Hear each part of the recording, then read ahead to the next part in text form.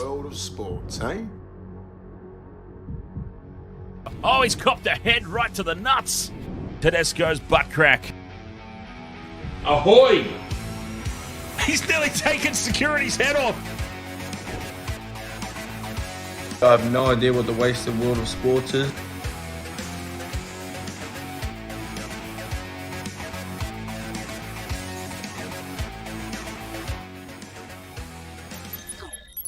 All right, Wasted World of Sports, ahoy. How is everybody doing? Welcome to the weekend. Welcome to a Friday night doubleheader that is about to get underway. Blake, ahoy there, mate. How are you doing? It is indeed go time here. The Cronulla Sharks versus the New Zealand Warriors.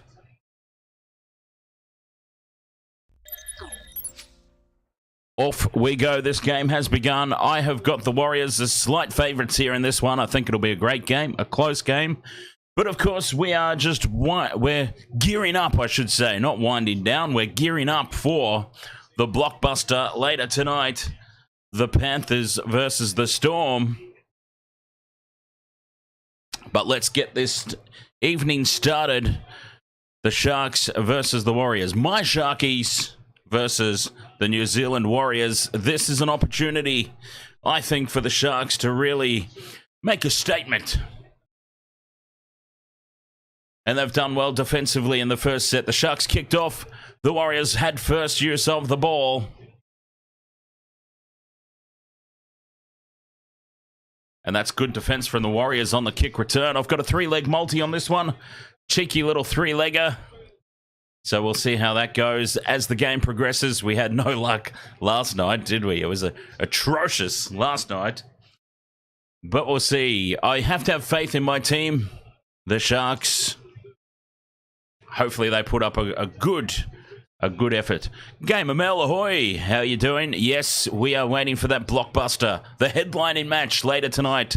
Storm versus the Panthers, where the Melbourne Storm's unbeaten round one record under Craig Bellamy is well and truly in danger. Probably the most danger that it's ever been in tonight. Should be a good game. And I will catch you there for it, Game of Mel. As the Warriors now appealing for a high shot. You know what?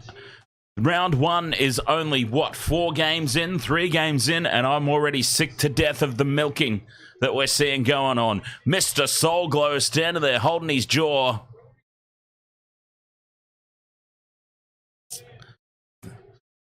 There has been a shoulder to the chin. Braden Trindle was just squaring him up. It was not flush by any stretch of the imagination. It'll be a penalty, but I'm absolutely sick of this milking. Just get on with the game. That will be a penalty to the Warriors. And watch, as soon as the penalty's blown, he'll be fine. Bobsy, ahoy mate, how you doing? How about those Roosters, huh? How good was that? Giving those ponies a little bit of what for. And won me some money in the process too, by the way. I had a sneaky little 2-leg multi on the Vegas weekend. I had Manly to win and I had the Roosters to win. Braden Trindle's been placed on report for this, and wouldn't you know, Mr. Soulglow's chin is magically better. He's not holding on to it anymore. 2 balls on the field.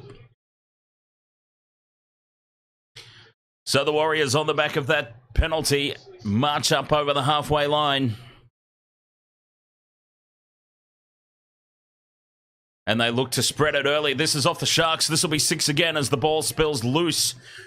Loose from Sean Johnson. Although there's no call from the referee yet.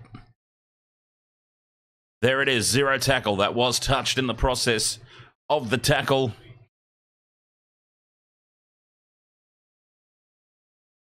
Oh, that's great, Fobsy. Winning all your bets from Vegas. I did pretty well on the Vegas weekend as well. Unfortunately, last night was atrocious. Last night was a dead set shocker. As the Warriors get within 30 meters now, they will have the first attacking play of the night. That's a loose pass out the back, although it does bounce kindly for Tuivasa-Sheck. Was that touched again by the Sharks? Nikora dives on it. And that's not a great start back to rugby league for Roger Tuivasa-Sheck. A loose offload goes to the turf, and the Sharks avoid disaster. And speaking of disaster, the trainers there with Shaun Johnson, it looks like, who is very slow to get back onto the defensive side of the field. Keep an eye on that. Shaun Johnson, key to the Warriors' chances this season. Through the hands they go. There's Nikoro, one of my try scorers. The Sharks and the Warriors. I was tempted to go overs in this game as well, to be honest. Sharks and the Warriors, two teams with attacking threats all over the park, if they get their act together. But also two teams that are very, very prone to defensive lapses that let them down through various points of the game. So this could be a high-scoring affair. UFC, ahoy, mate. But tonight, of course, is all about the Panthers versus the Storm. That is going to be an absolutely insane match. And, of course, it's got a sub-story to it, as the Warriors go quick from dummy half. And a nice run there from Curtis Capewell. Kurt Capewell bouncing around from the Sharks to the Panthers, to the Broncos, to the Warriors. He's a hitman. He's a mercenary. A hired mercenary, Curtis Capewell, as Kennedy breaks free. Will Kennedy's away. And he gets up towards the 40-metre line. That's a great kick return from William Kennedy.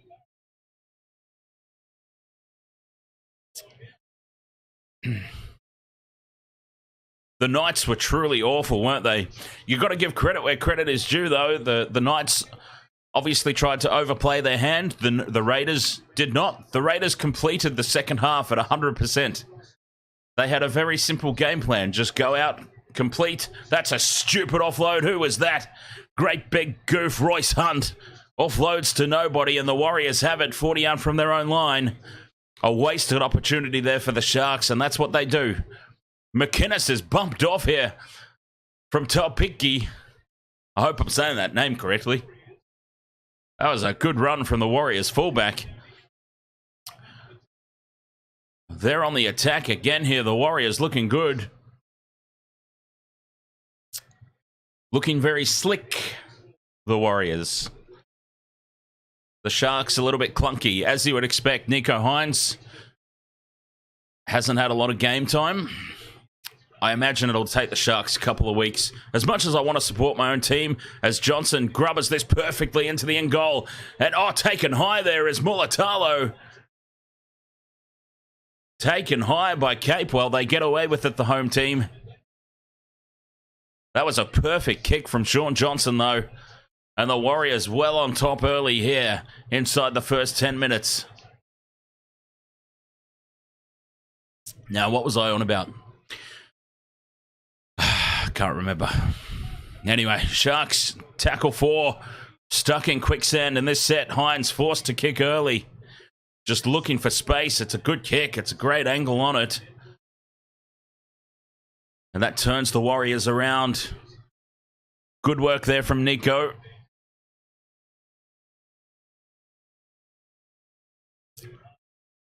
Be interesting to see how this game unfolds. Great charge upfield there from Montoya. The Warriors marching upfield. Who the hell is Tiffany Salmond? Never heard of her. 6 again. Oh, this is huge. Oh, the Warriors are just rolling on here. Rolling. Tohu Harris, the man with my hairstyle. He stole my haircut. There is the future Shark, Fanua Blake. 3 tackles left here. The Warriors, they're 10 meters out. They're 5 meters out now. They have the first attacking threat, and Fanua Blake goes over. As easy as you like, off the flat, short pass. Fanua Blake is over.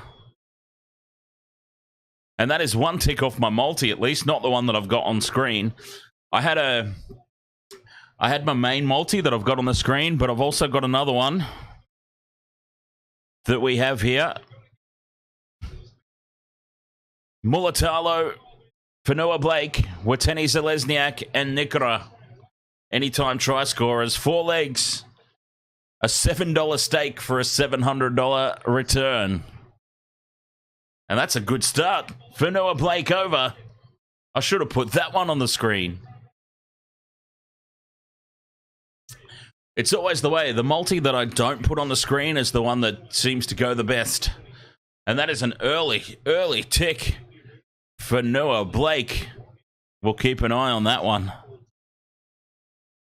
I'd much rather that one wins than the one that I've put on the screen, to be perfectly honest.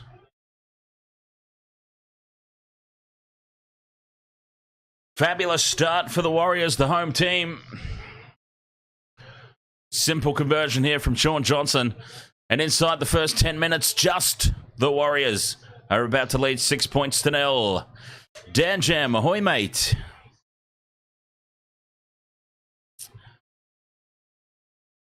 Vobsy's got 2 bets on for tonight. Warriors -5.5. Well, that's winning at the moment. And Storm -3.5. Hoping the ref clutches the Storm one for me. The problem that you're going to have with the Storm one, Vobsy, the Storm are without Cameron Munster. Cameron Munster hurt himself in the shower doing Lord only knows what. I don't know if we want to know. Do we want to know? I don't know. So that's a huge out for the Storm. A Cameron Munsterless Storm is a very different beast indeed. But we'll see how that goes. The headline game later tonight as the Sharks get us back underway. I think we know, says Vopsy. I just didn't want to say. Didn't want to draw attention to it. Expansive here on tackle 1 from the Warriors. Tuivasa-Sheck tries to get on the outside. He's taken down in the sliding defense of Hines and Ramian. But another good charge here from Montoya, I believe that is. Yes, it is. Montoya up over the 40. Jackson Ford now chews off 20 metres. That's a big run. Then he tries to milk a penalty.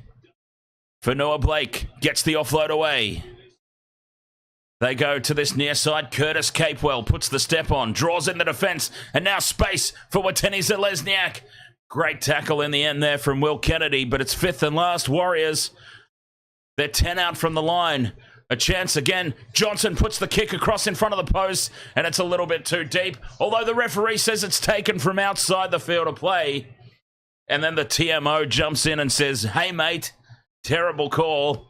I don't know. Somebody jumped in and corrected him.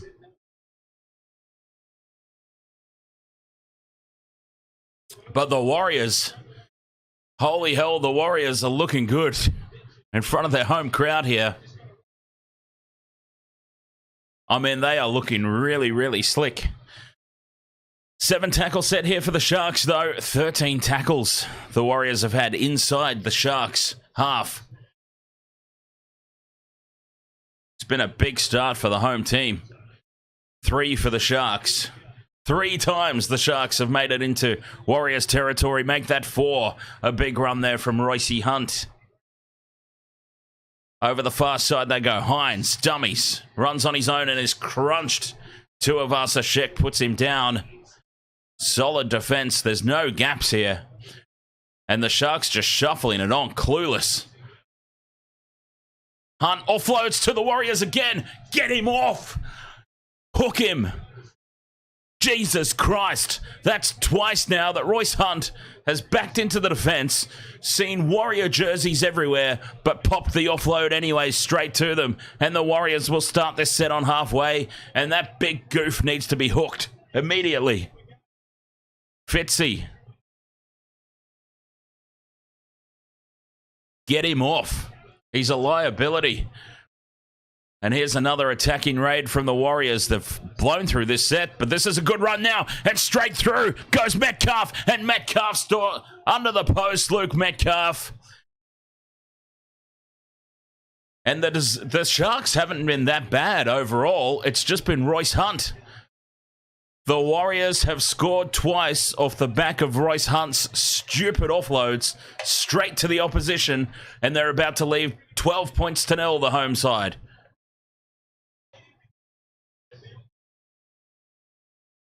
Luke Metcalf, former Shark, by the way. They let him go. They let him go so they could keep Matt Moylan. And now he's over there tearing it up for the Warriors. I don't mind pointing that out. That Luke Metcalf was once a Shark. They decided they wanted to keep Matt Moylan. And they let him go to the Warriors, where he is now the starting number 6, 2 seasons in a row. And tearing it up. Royce hunting for a transfer, says Vopsy. I'll give him a goddamn transfer. I just can't believe. I cannot believe he popped the pass out twice. Twice. He has just popped an offload directly to the opposition. I don't think he used to... He's played for the Sharks long enough anyway, but I don't think he even used to play for the Warriors. I mean, it could have been one of those situations where you go, okay, Kurt Capewell, for example. Let's use Kurt Capewell as an example. When the Warriors play the Broncos, if Kurt Capewell pops a pass off to one of the Broncos players, you go, that was stupid, but okay. He played for the Broncos last season. Maybe old habits die hard if it's early enough in the rounds. You know what I mean? But no, Royce Hunt has played for the Sharks for 2 or 3 seasons now. What reason does he have to throw an offload like that to one of the bloody Warriors players? Conversion from right in front successful, as you would expect, and the Warriors lead 12 points to 0 on the back of Royce Hunt's stupidity twice. Milky Cereal, ahoy. Who do you think wins between Storm and Panthers? I've got to give the edge to the Panthers. Cameron Munster out. Cameron Munster hurt himself in the shower. So Cameron Munster's out, and a Melbourne Storm team without Cameron Munster, I just give the edge to the Panthers. Being at home is an advantage, obviously, for Melbourne. But, yeah, without Munster, a slight edge to the visiting Panthers, I would say. Early kick here on tackle 4. Johnson in behind. Kennedy has to race back, trap the ball and pick it up. He does well, Kennedy. And he almost beats Johnson. Does beat Johnson. But he's taken down by Wade Egan. A good kick chase by the Warriors. Oh, they're well on top here, the Warriors. They are just smashing the Sharks in every facet at the moment. There's big Sofa Talakai trying to turn things around for his team. Oh, thank you very much there, Milky Cereal. Cheers. I'm going to take a photo of that. I like to take photos of kind comments. What the hell? There's a Vegas promo playing. Vegas is over. What just happened to my KO Sports? My KO Sports honestly just completely crapped itself. KO Sports just randomly went into a Vegas promo. Vegas is done, lads. What was that all about? Jeez. The Warriors have the ball. Anyway. 5th and last. We lost a little bit of time on that. High ball, pressure on the kick chase. Mulatalo does well. Wateni Zalesniak. Oh, that's a homer. That's a homer call. An escort penalty against the Sharks. That's a homer call and a half, that one. The referee wanted nothing to do with it until Soul Glow started flapping his arms around on the wing. And only then did he make the call. Homer call if I've ever seen one. And that's a ridiculous call. Trindle and Talakai were both just ranging back to get to the ball. And that is the definition of stupidity there, that call. That's a Super League referee call, that one. Blowing for the homers.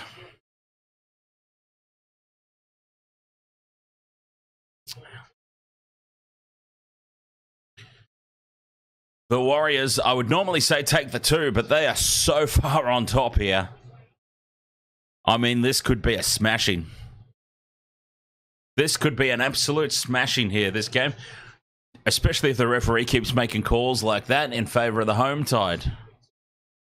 10 metres out in front of the post. Ford plays it. Egan onto Tohu Harris. Harris goes close. He's a metre short. Warriors on the attack. Johnson at the back to Fanua Blake. Fanua Blake wants a double. Hey, Dan Jam, we all saw that game. We all saw the same game. Tuapiki. He's looked good. Tuapiki, the Warriors fullback. Don't know him. First time I've ever seen him, I think. Now Harris at the back of shape. Metcalf, short pass. The Warriors are through again. Great defense from Will Kennedy. Little Will Kennedy takes down Jackson Ford. Crossfield kick now on the 5th and last, and Watene Zelezniak must score. Watene Zelezniak must score. He's got the ball down, but has he got it over the line? Has he got it down before he's gone into touch? No try, it goes up as, but we need to have a look. Watene Zelezniak won the challenge in the air above Mulatalo. He was complaining about something else. I don't know what. Watene Zelezniak's really coming across as a great big crybaby so far in season 2024. And it's only, 20 minutes old for him.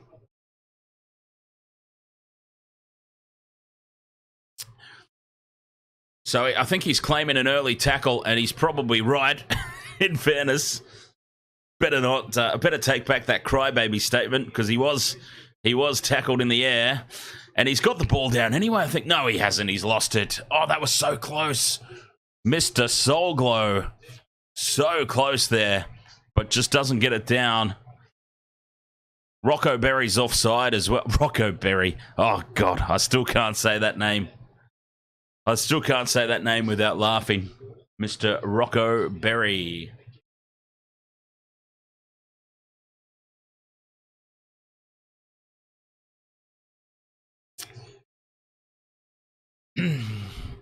So Watene Zelezniak has been...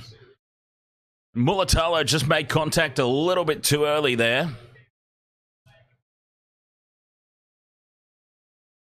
A penalty in the corner. There's probably a case to be made for a penalty try there. I don't think rugby league has the same process as rugby union, though. Like in rugby union, obviously, when there's foul play, you treat the offending player as if he's not there. You eliminate him from the process completely. If you eliminate Mulatalo from that play completely, Watene Zelezniak scores unopposed. So rugby league obviously doesn't have that same process. UFC, you talked to Rocco when you were intoxicated in the premium lounge at the airport. Humble dude. You'd have to be with a name like that, I think. Wade Egan driven backwards. Fanua Blake. He is really keen for a double. Fanua Blake against his future team. Egan to Johnson. Flat pass to Mr. Rocco Berry. Takes 4 defenders to hold him up. 5th and last, Warriors a metre short. Big open side to the left. Johnson grubbers in towards the post. He was looking for the post. But now the Sharks are pinned in the end goal. And it's a result for the Warriors, who are just dominating. We were talking about this over the course of the weekend, weren't we? We were talking about the Warriors at home versus the Warriors away. The Warriors at home, I mean, this is just... mistake-free, pure, premiership-worthy footy. Carvey Bar, ahoy, mate. How are you doing? This is absolutely incredible. 85% possession. The Warriors have just been storming.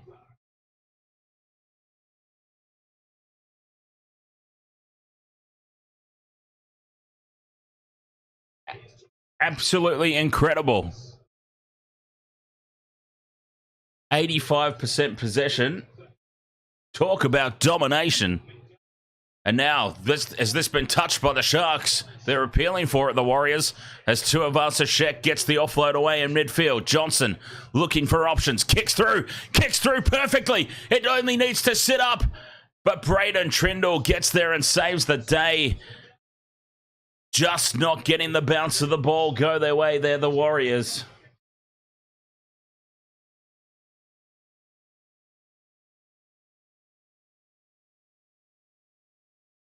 Wow. Danger signs everywhere here for the Sharks, though. I mean, they are in big, big trouble. They are in huge trouble here. Yes, Carvey, feeling much better. Thank you very much, mate. The Sharks with the dropout restart. Mitchell Barnett takes it up for the Warriors, and the Sharks are just holding on and nothing more. Fanua Blake in midfield. A quarter of this game gone, and it's been all Warrior. Oh, this time, though, Jackson Ford, the Warriors' first mistake of the game. Yeah, I didn't think that one through too well, did I, UFC? As soon as I said it, I turned my head and was looking at the other screen, and I just said, did I just reference the Storm? And a very relieving penalty here for the Sharks. The Warriors just a little bit too enthusiastic in defense there.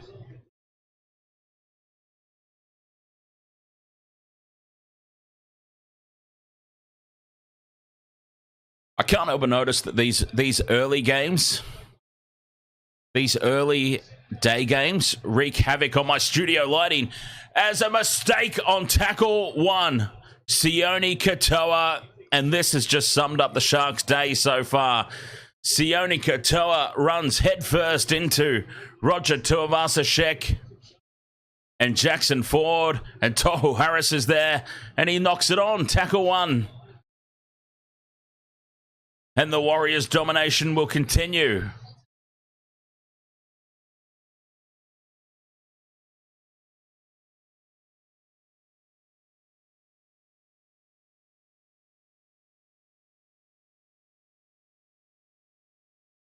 Warriors.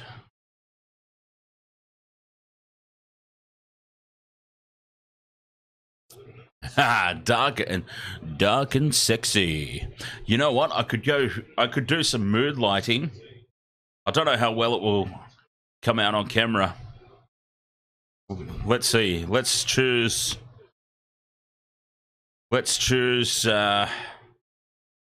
cheerful, mellow, soothing, romance.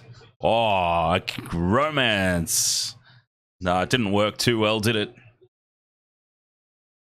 It's really, really red in this room at the moment. As Johnson now at the back. And the kick through from Taupiki. Will Kennedy is perfectly placed, though. Actually, I think the red light has actually responded better than the natural lighting. I don't know. Honestly, there's something about these afternoon games. It just wreaks havoc with the studio lighting. I don't understand. I'm not smart enough with the lighting side of technology to understand what the problem is, but I think the red light's looking better.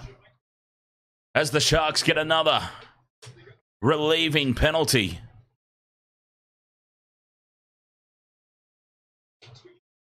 I might have accidentally hit gold.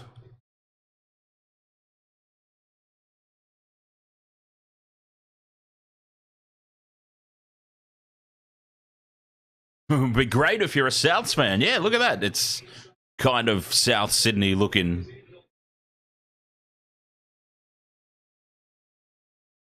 Is your studio western facing?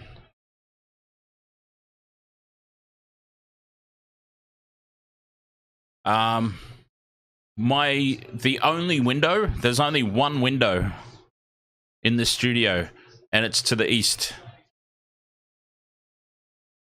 Warriors have the ball back here. Again, The possession stats have been insane in favor of the Warriors. Oh, that's a big run from Soul Glow. He's gone straight over the top of Hazleton.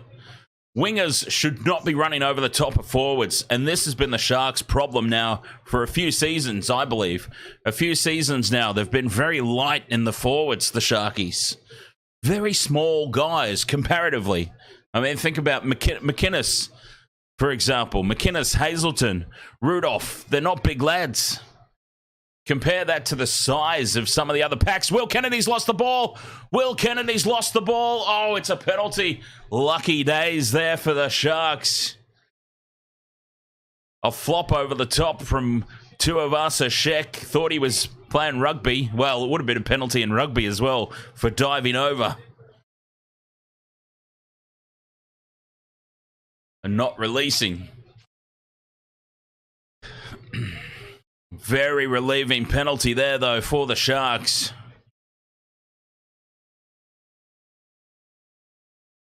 Boy, they're under the pump, though. Feeling the pressure big time. I'd hate myself if I were a Rabbits fan, Vopsy. Don't you worry about that. I would show myself the door.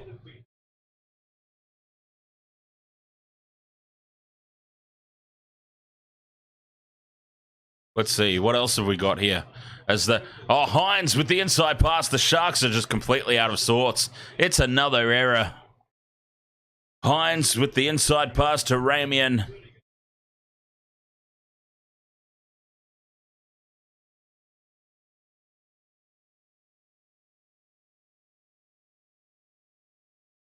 And this has been atrocious.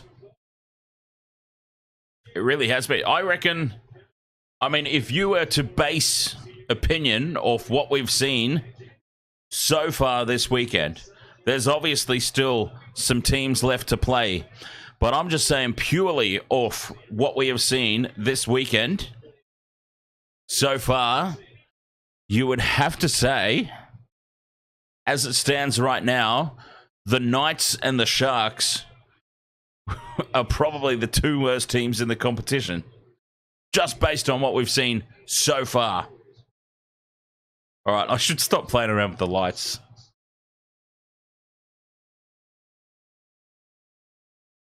I've lost my romance theme as well.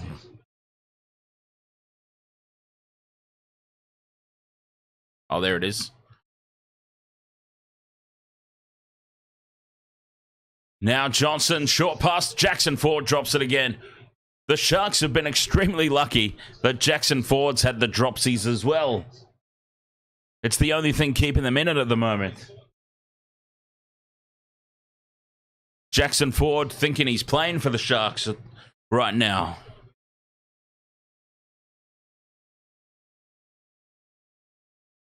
And both teams just struggling to put anything together now. The Warriors have been brought down to the Sharks level.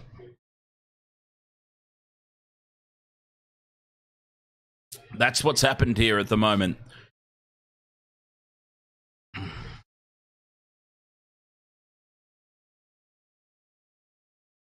Sharks scrum 10 meters out from their own line. Geez, to be a fly on the wall in the changing rooms. To see what Fitzy says. 700 meters. 700 run meters to the Warriors. 300 to the Sharks. And another penalty. But they're not taking advantage of these penalties. Would it be fair to say, though, as we approach the last 10 minutes of this first half, if we went into the halftime sheds 12 points to 6 in favour of the Warrior, that would have to be a little bit of a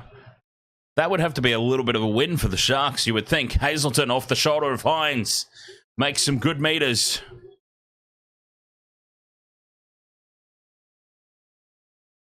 Trindle out the back to Hines. Flat pass. Nikora nearly goes through. Well held on by Tohu Harris and puts him down. Tackle 3. Hines, nowhere to go. He's wrapped up.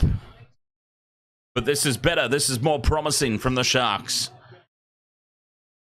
They're actually holding onto the ball and getting through their set. Rudolph's on. Fifth and last. Play the ball. They stay on the short side. Hines. Short ball to Talakai. Talakai is cut down centimetres short of the line. Centimetres. That was a much better set of 6, though, from the Sharks. Much better. Some positive signs at last. It only took 31 minutes.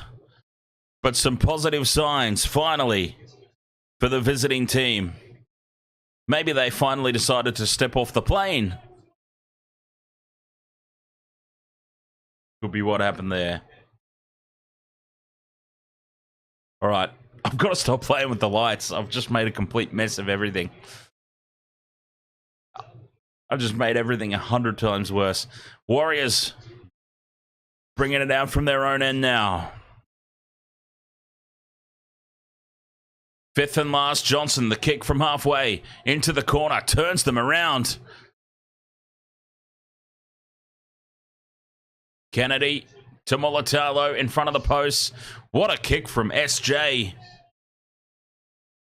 Keeping the Sharks pinned down that end of the field. Katoa shuffles away from one. But then he's taken down just outside the 20 here, the Sharks.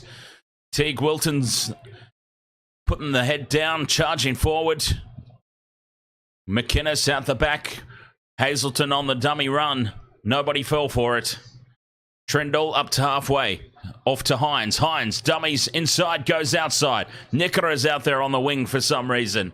Fifth and last. That's a terrible play, the ball. I don't know how he got away with that, but he did. Hines puts it high. Referee probably felt sorry for him. Hines puts it high and it's spilt at the back from the Warriors. There's the mistake. Oh, it's a penalty to the Warriors. Jesus Christ. Oh, the Warriors knock the ball on and win a penalty somehow. Oh, the ref's blowing a homer. Oh, look, the Sharks have been abysmal. Don't get me wrong. The Sharks have been atrocious, but the referee is absolutely blowing a homer.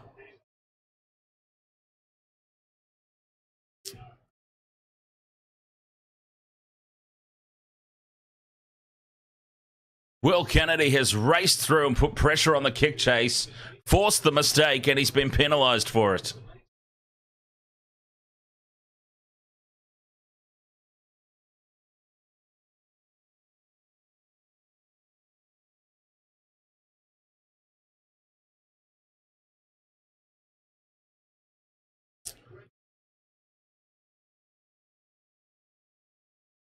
The referees are cracking down on players not making a concerted effort to catch the ball. You're not allowed to compete for the ball and tap it back anymore. Are you kidding me? Are you joking? They have actually made this a rule. You're not allowed to compete in the air and tap the ball back anymore. You have to try and catch it. What the hell? I feel like they've made that one up as they've gone along, to be perfectly honest. They're just making stuff up. Making stuff up as they go here.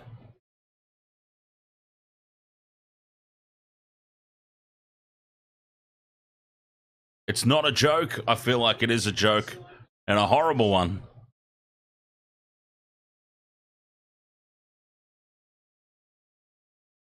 Incredible. Vopsy says, first it was bring back the biff, now it's bring back the tap back. That's a shirt. Thank you, Vopsy. That should be a shirt for certain. Bring back the tap. Warriors come up with a mistake, so the Sharks will get, last say, they get a penalty from right out in front. Take the 2, boys. Take the 2.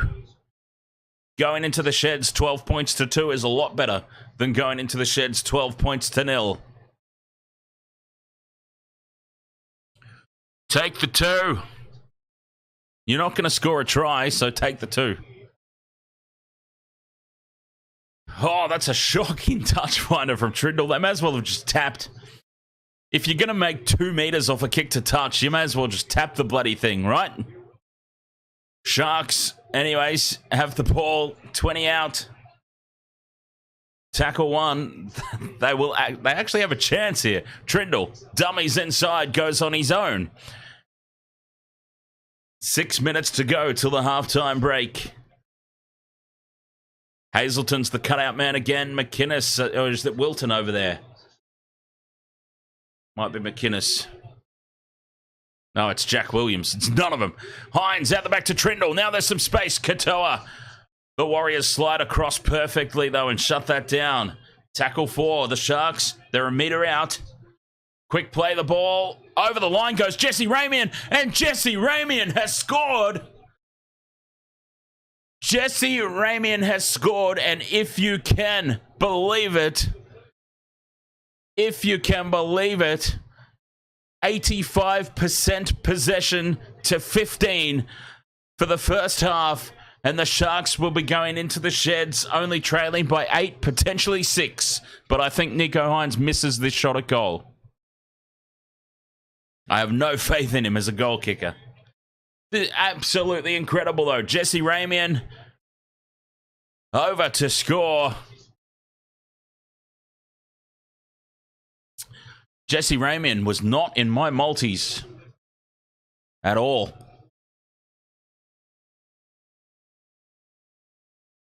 And this is incredible. It's been all Warriors.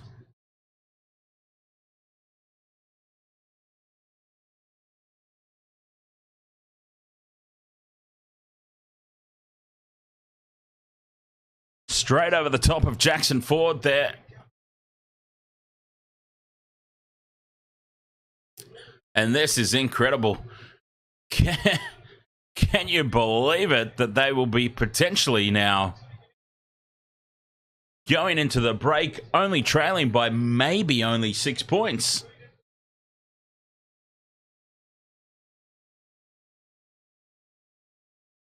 The try's yet to be confirmed, by the way. They're still looking at it. Try confirmed now. There we go. The try has now been confirmed. That took a while.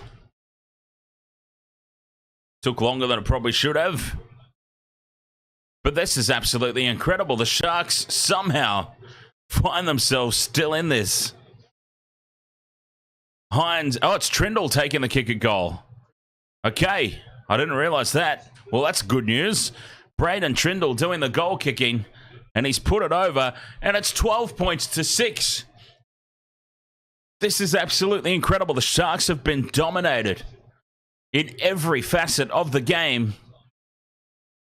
And they find themselves now still in this. Somehow. They're back. How?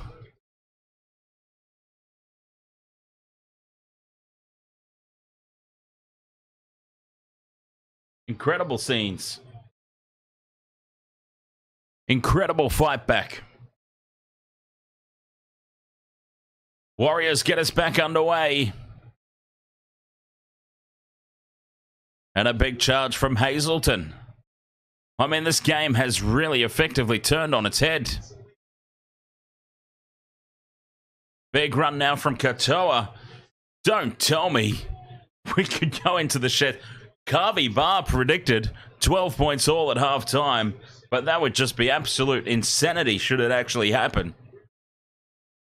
That'd be crazy. What a run here from Brayley. Out of dummy half. Many, many meters found. And the Sharks are up to halfway here. Hines out the back to Trindle. They've got good shape out to the right, but Nikora just straightens and goes into contact. 5th and last on halfway here, the Sharks. Trindle puts it high. Don't try and tap the ball back. Oh, it's been spilt by Tuivasa-Sheck. It's been knocked backwards, though. And the Warriors will hold on to possession, presumably to end this half. Knocked backwards, says the referee. Now Watene Zalesniak with the offload, creates some space out wide. Rocco Berry can't get on the outside. Curtis Capewell from dummy half, held up, driven backwards, gets the offload away. Up over halfway now, Solglow. The offloads are killing the Sharks at the moment.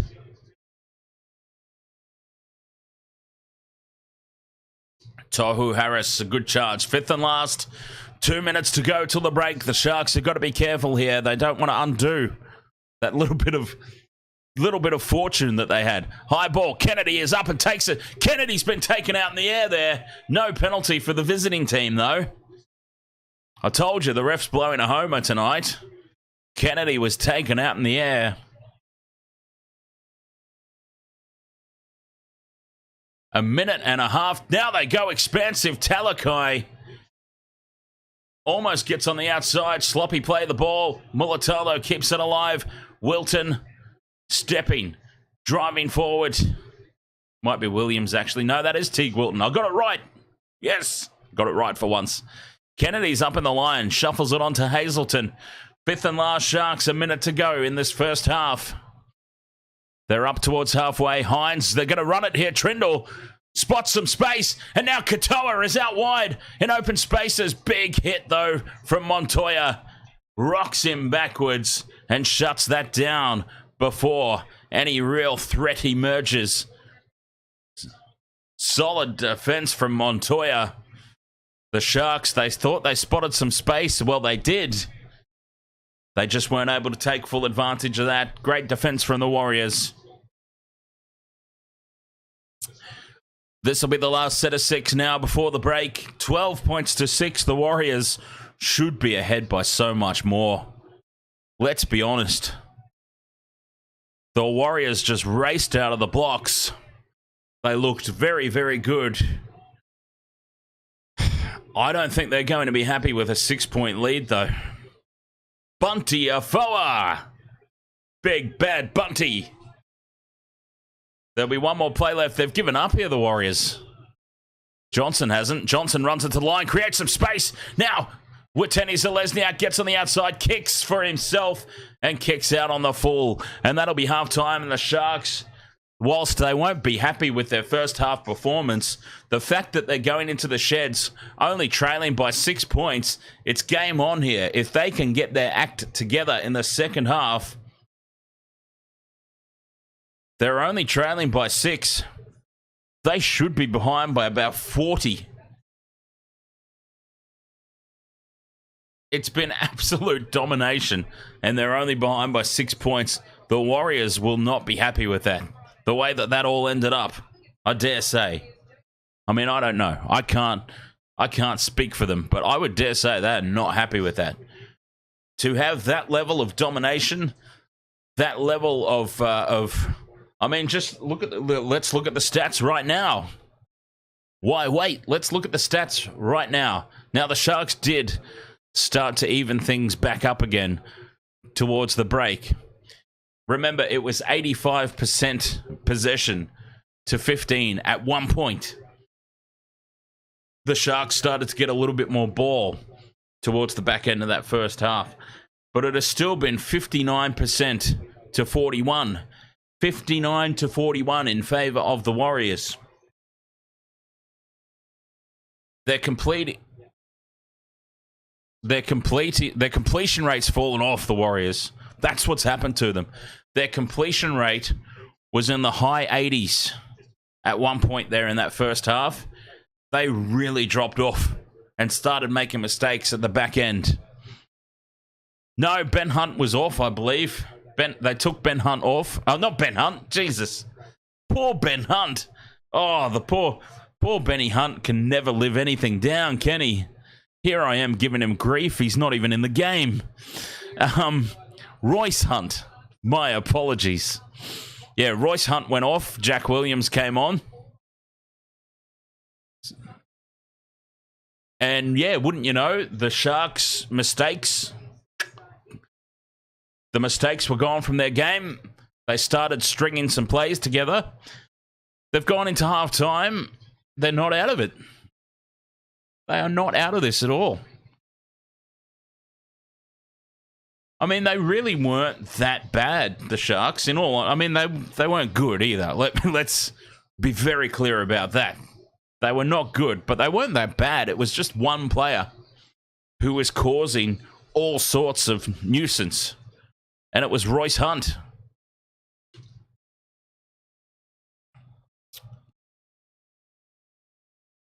Both of the Warriors' tries came off the back of his stupid offloads. But still, it's been the Warriors 6 offloads to 1. Well, the Sharks have done more than one offload, by the way. They might have only done one successfully, though, and I think that's what the stat is meant to mean. Because we know the Sharks have done more than one offload, because Royce Hunt's done 2 of them on his own, straight to the opposition. Great big goof.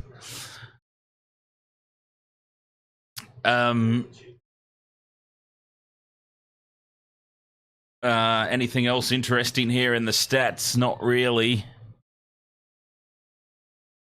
Missed tackles 18 from the Sharks, but the Warriors have also missed 13. This is what I was talking about at the top of the stream when I said it could be a high-scoring game, because both teams are prone to extreme defensive lapses. And we're seeing that now, aren't we? We are seeing that from both sides. 18 missed tackles in the first half to the Sharks, 13 to the Warriors. That's a huge missed tackle count for both teams. I think it opens up in the set. Looking at that stat alone, Vopsy, 18 missed tackles for the Sharks, 8 ineffective tackles, 13 missed tackles for the Warriors, 5 ineffective. This could really open up in the second half. The Warriors ended up going into the sheds with more errors than the Sharks. More penalties conceded.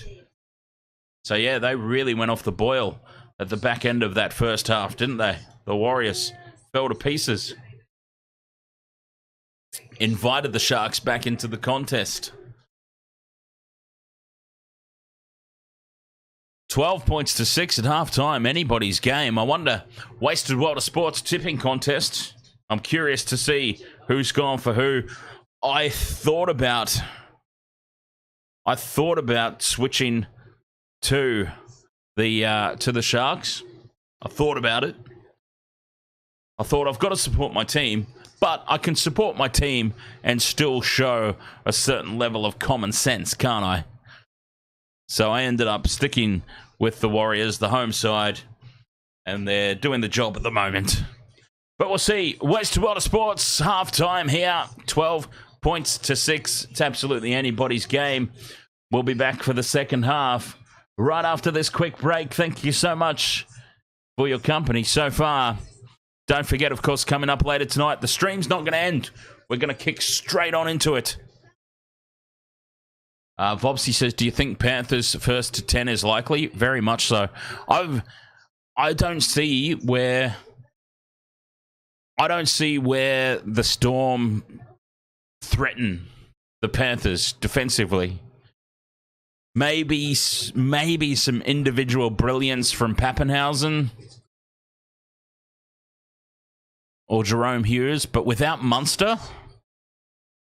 Cameron Munster, I'm very concerned for the Melbourne Storm tonight. Very concerned. Anyways, I'm going to have a quick break. I'll be right back. Wasted World of Sports. 12 points to 6 here. Sharks, Warrior.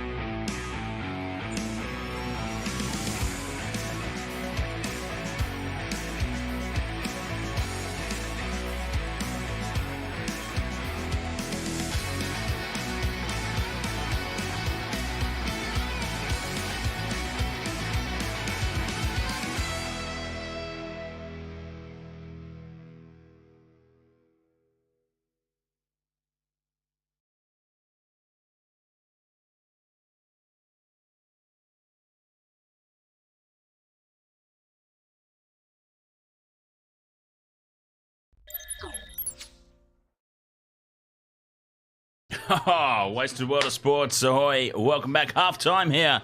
12 points to 6, which is absolutely incredible considering the domination that's been on display from the Warriors from start, not quite to finish in that first half, but they started the half electric.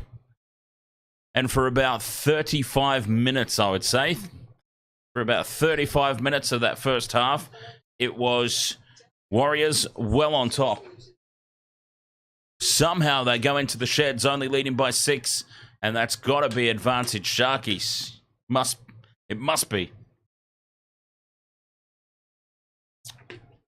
Well, maybe not advantage. You can't say advantage to the team that is trailing.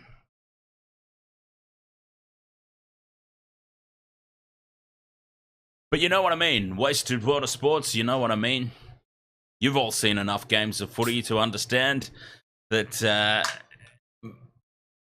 with all the momentum and everything that they had, the Warriors, they should be ahead by a lot more. They really should be ahead by a lot more. I mean, it was looking like could be 50-0 going into halftime, the way the game was going. Somehow, though, the Sharks have held on. We've got... we don't have a tick off that multi that I've got on screen, but we did get one tick off the other multi that I've got going on. But I would say neither one of them are looking quite likely at the moment. So we probably should turn our attention to the next game, Storm Panthers. So let's build a multi together, shall we? See what we can come up with. So I'm thinking for the Storm Panthers coming up. Ooh. Well, I'm pretty confident to put Penrith in there on the head-to-head. Panthers head-to-head to get the win. I love Pappenhausen for any time try scorer. I just don't see where the attacking threats come from without Munster for the Storm. No Munster, where's the build? Where's the attacking threat? So I think some individual brilliance from Pappenhausen. To'o's been a bit quiet on the try scoring lately, so let's continue to build this.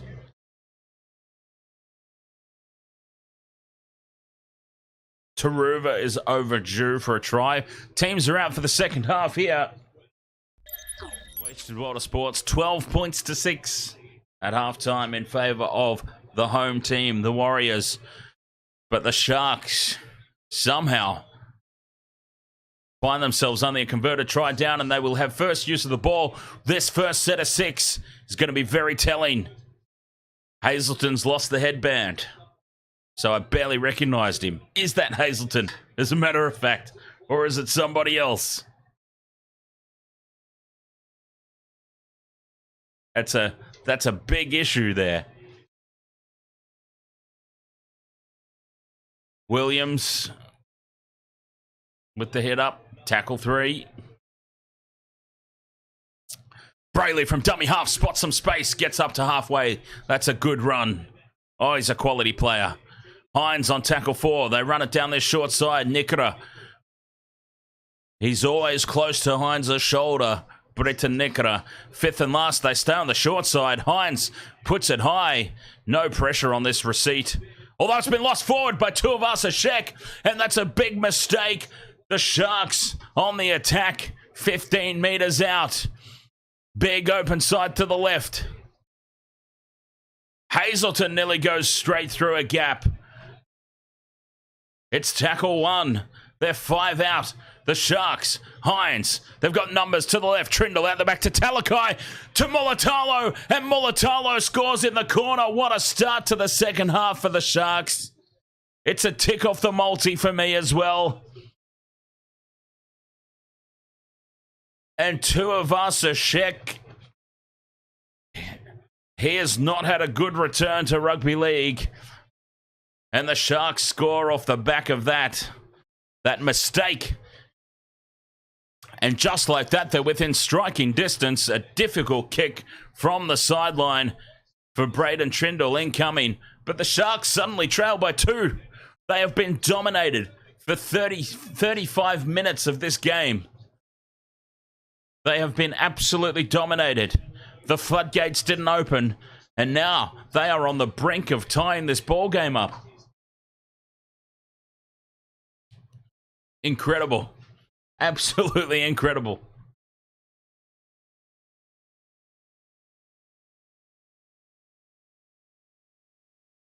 Mulatalo comes through and gets a tick off the multi. Was he in my other multi as well, incidentally? Let's check that one. Let's check my bets. I don't think no, I think I had Nikora in that one. Oh, I did have Mulatalo in that one. So I've got 2 legs off that one as well. Nico Hines, for some reason, has taken on the goal kicking from Braden Trindle. Trindle kicked his first from the sideline. I don't know why we've gone back to Nico. And he's pushed it so far wide. Can we have some consistency, please? A little bit of consistency. Braden Trindle kicks the first goal from the sideline. So we have Nico Hines do the second attempt. What the hell?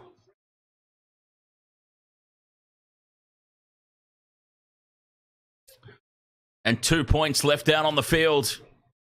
12 points to 10, but the Sharks are back in this with a vengeance. And the Warriors must just be wondering what's happened. What's going on here? It was all so easy for us, and now suddenly, as the kickoff is let bounce, and it bounces very, very kindly for Will Kennedy. That could have gone absolutely anywhere. Suddenly, wind in the sails here of the Sharks. They smell blood in the water, I suppose, would have been a better statement to make. Tackle 3, up over the 40 they go. Kennedy taking hit-ups. They will end this set over the halfway line. Rudolph puts the head down, finds the smallest man on the field and runs at him. 5th and last, Sharks. 40 out from the Warriors line. Trindle goes high. How's the kick chase? It's going to land 10 out from the line and a penalty to the Warriors. No, it's a penalty to the Sharks. Oh, take the 2. This is where you take the 2. A penalty to the Sharks. They are very, very harsh on that escort call this year. It's obviously the... Remember when there was the head high crackdown?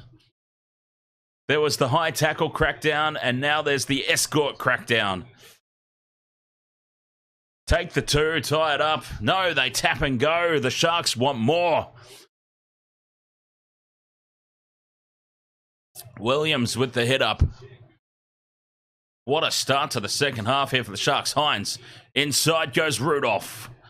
They're a metre short, just to the left of the post. Tackle 2. Now Hazelton on the crash ball. Good defence on their goal line here, the Warriors.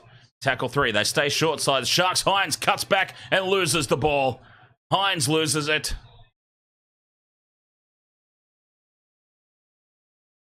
I'd have taken the 2, DJ Shack.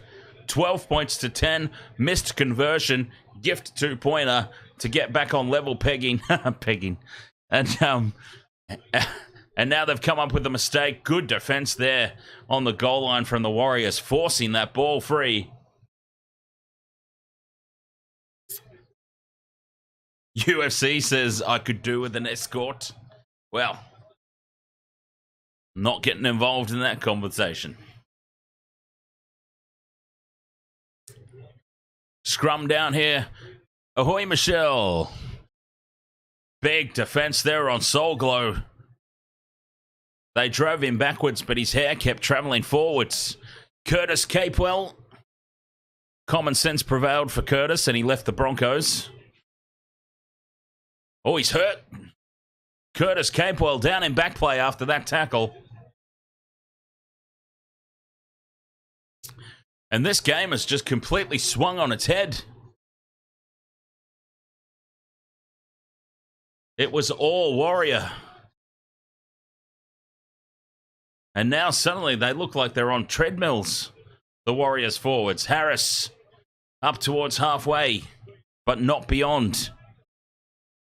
Johnson from 45 out puts it high. No pressure on the kick chase. And Mulatalo brings it back. The Sharks have had a new lease of life here. Talakai through Berry, almost. Rocco Berry just holds on. Tyrone, ahoy there, mate. Welcome along. Oh, now Talakai slow to get up as Hazelton goes up over halfway for the Sharks. Talakai's in a world of hurt in back play. Hines out the back to Katoa. Oh, Ramian it is, sorry. Ramian in the line. I get the rat's tails confused. Hines again, short ball to Williams. Williams spills it. Another mistake from the Sharks.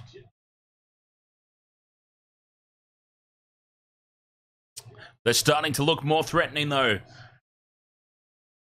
Just not quite getting it together. Remember, Nico Hines has not had a lot of game time. So I did say at the top of the stream, it will probably take the Sharks a couple of weeks to start to gel properly. And it's just little things like this. The pass went right into the nutsack of Williams. No wonder he didn't catch it.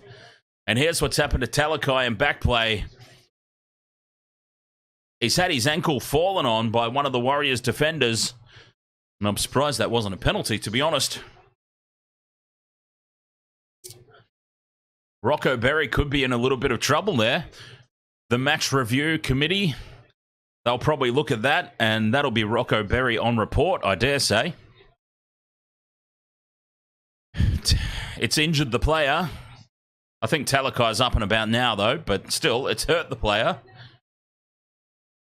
It was an illegal tackle, and I dare say he'll be on report. The home crowd appealing for a penalty. Surprised they didn't get it. Up over halfway now. The Warriors. Barnett looking for the offload. The Sharks wrap him up, though. Tackle 3. Harris runs across field. Links up with Johnson. Out the back it goes to Taupiki. Picky picks the first. And then he's taken down by Mulatalo, and he had to be, because it was try time out wide for the Warriors if they released that ball. Tuivasa-Sheck now goes into contact, is tackled on the 5th and last. Warriors, 25 out. In midfield they go. Fanua Blake to Johnson. Johnson finally gets the kick away. Straight down the gullet of Mulatalo, who beats one. Mulatalo skips through a second and then is taken down. Will Watene-Zelezniak, Mr. Soul Glow himself, score a try? I hope so, because he's in my multi. I really hope so. But Watene-Zelezniak needs to get back to just playing footy, and he spent most of the game appealing for penalties, trying to milk penalties. Watene-Zelezniak is a much better player when he just focuses on playing and not trying to manipulate the referees. Rudolph takes tackle 5. The Sharks still inside their own half. Back to Trindle for the kick. Yes, I was, Toroni. I was answering your question. Well, here is Watene-Zelezniak getting back to playing footy. He nearly makes a break. Quick play the ball, and Johnson chews off 20 metres. This is better stuff from the Warriors. They're up over halfway on tackle 2. Taupiki stepping, weaving, taken down. Harris on the short side, crunched in the tackle, driven backwards. But they're inside the Sharks' 40-metre line here, the Warriors. They'll have a chance at the back end of this. Fanua Blake. Fanua Blake goes straight through. Fanua Blake wants a double. Shrugs off Kennedy. He's 5 out, Fanua Blake. Oh, try-saving effort. Scrambling defence from the Sharks. But still, numbers to burn out to the right. What a take by Will Kennedy. Sean Johnson put the kick through, and Will Kennedy has taken it on the full. Through the hands, and they score there, the Warriors, I'm sure. Fanua Blake, the future Shark, just bulldozes his way through 3 defenders. Talakai was caught in no man's land there. Cut out pass to Watene Zelezniak on the chest, and he scores. They've put the kick in, though, and Kennedy's taken it on the full. The Warriors are challenging something for some reason. Honestly, if Sean Johnson just fires a cutout pass rather than the kick, it's try time for Watene Zelezniak.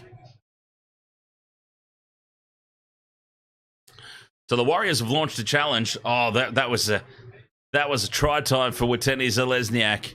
If Johnson goes through the hands, he's decided to kick. Oh, and it's off Talakai. Okay, so the ball has deflected off Talakai. So Will Kennedy is in the field of play here. He's in the field of play. He's in the field of play. And if he ends up touching the sideline, this will be Warriors ball. And a very, very smart challenge. He stays in initially here, Will Kennedy.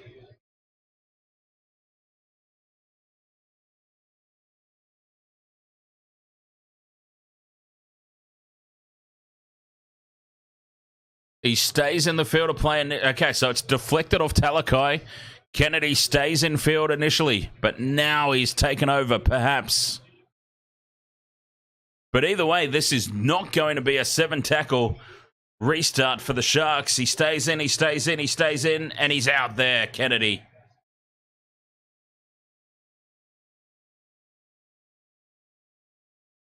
Oh, that's a Warriors arm. This is going to be a big call. This call could have a big say in the outcome of this match.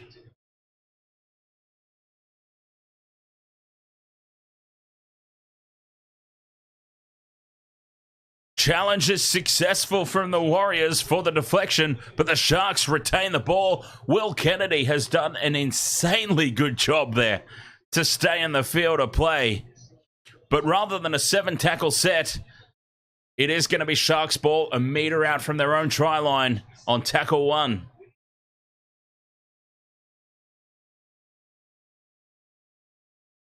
Look for some huge Warriors defense here, though. I mean, they will just race up and put the shots on.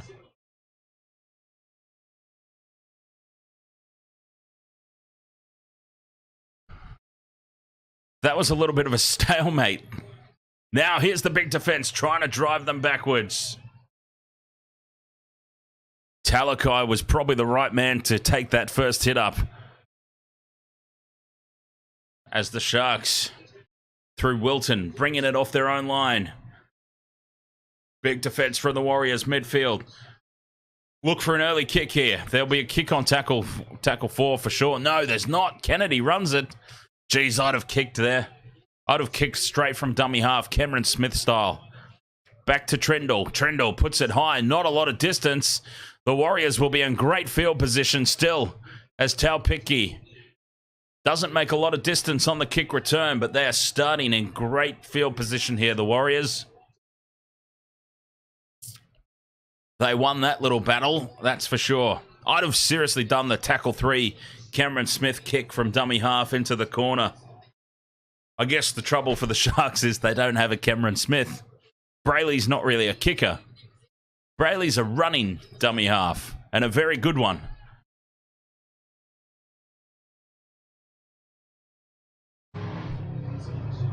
But he's not a kicker. As they go through the hands here, the Warriors, Tuivasa-Sheck. The play has died a lot with Tuivasa-Sheck, I must say. Fifth and last Warriors, 20 out. Metcalf runs across field. He gets sacked. Fires back to Fanua. Fanua Blake. Fanua Blake will kick on the fifth and last. Well, Watene Zelezniak's tapped it back. That should be a penalty. You're not allowed to tap the ball back. The Sharks were penalised for that in the first half. Watene Zelezniak made no effort to catch that ball. He just tapped it back. I don't understand why that wasn't a penalty, if that's the new rule. And now Dale Finucane, Captain Goofball himself, has made a mistake.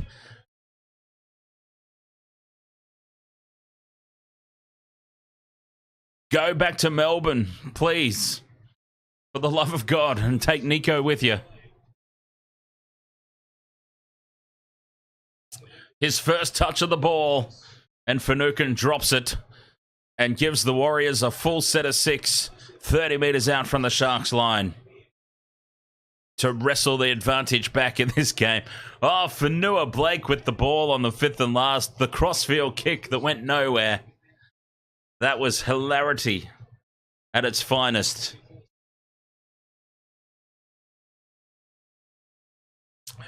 But here are the Warriors with an opportunity now. Fanua Blake. That's better. He gets the offload away. That's much better than kicking. Oh, that's a high shot right out in front. There should be a penalty to the Warriors. And is. Teague Wilton's tried to take his head off. Take the 2. Take the 2. Take the 2. Take the 2. Wasted World of Sports Take the 2 t-shirts now available at poptillyoudrop.com.au, the official merchandise home of Wasted World of Sports. And we also have the Rugby Union Take the 3 variety. Warriors, they don't take the 2 though, they tap and they go. And Tohu Harris is tackled, 5 out from the line. Walker cuts back in field off the Sean Johnson inside ball. Tackle 3. Warriors 5 metres out on the attack. Ooh. Looking to take advantage of this game once again. Kick through on tackle 4 from Johnson. It sits up nicely. Kennedy takes it. Will not get back into the field of play. And that's a result for the Warriors and another 6 tackles potentially. Because the Sharks have got nobody to take short dropouts. And I don't advise it. I'm not a fan of the short dropout in rugby league. Go long. Kick the absolute bollocks off the thing. As far as you can. Tyrone. What time does this match end? In 25 minutes.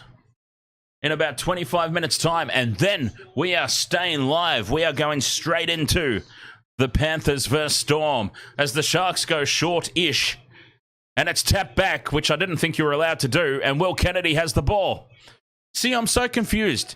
You can tap the ball back from a short goal line dropout, but you get penalised for attempting to tap the ball back from a high ball on the 5th and last. The rules are just so messed up at the moment. Dan Jam says apparently Julian Savia has just become the all-time leading try scorer in Super Rugby. Wow, what a stat and what a moment for big bad Julian Savea. Kanye Ketchup says take the 2 as a penalty for the Sharks here. Coming out of territory. Very relieving one. DJ Shaq says 61st try in his 160th or so game. That is amazing, isn't it? Julian Savea. Feels like he's been around for an eternity. Hazelton takes it up on tackle 2. They're 40 metres out from the line now, the Sharks. Hines is on this near side. Out the back to Trindle. Passed on from Ramian. Katoa in space. Shapes to kick. Runs. Bumps off the tackle. Is taken 10 metres out in the cover defence. But the Sharks with front foot ball here. Big open side to the left, and that's where they go. Hines fires the cutout pass to Talakai. Talakai draws in the defence. Mulatalo looking for a double. Back to Talakai, and Talakai scores. And the Sharks are in the lead, if you can believe it. The Sharks lead this game. Can you believe it? 14 points to 12. Kick to come. A little piece of Talakai magic there.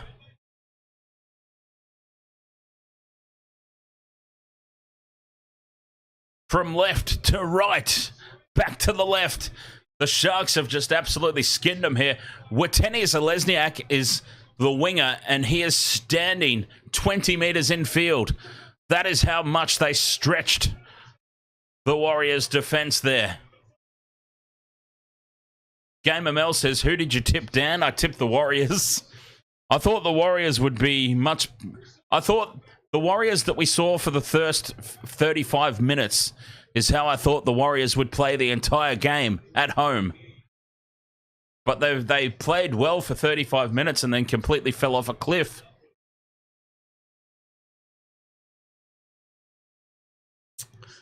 So I tipped the Warriors. If this game were a Sharks home game, I would have gone Sharks. But the fact that it was over in New Zealand, the Sharks traditionally don't do very well over there. As Hines moves in, this time he's corrected himself.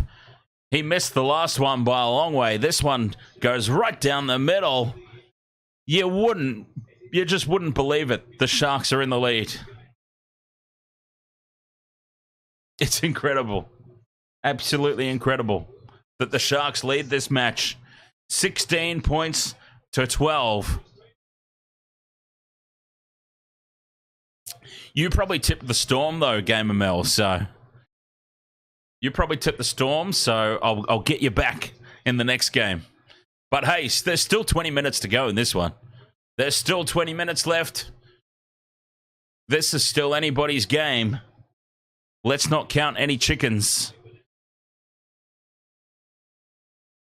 No chicken counting as the Warriors get us back underway.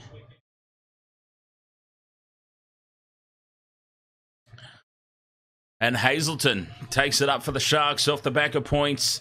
16 points to 12, they lead. They've scored the last 3 tries after the Warriors raced out to a 12 points to nil lead after 13 minutes. Nikora beats 1, is taken down in the second. Vobsy asks, what's crazier, the Sharks in the lead or Talakai the one to make them in the lead? Nah, Talakai's got that one good game in it. Remember, Talakai had that really huge game against Manly, which earned him an Origin call-up out of nowhere. As the Sharks get the kick away, Warriors will start this set from their own 20-metre line. So Talakai's good for one really good game. He's got it out of the way early this season. Talakai's one good game is done and dusted in round 1. And now the Warriors have spilled the ball. They win a penalty, though. Montoya dropped it in the play the ball, but it's been penalised. The Sharks deemed to be crowning the play the ball area. And the touch finder up towards halfway. You sense a little bit of rush and a little bit of panic in the Warriors' play. There's no need. There's 19 and a half minutes left.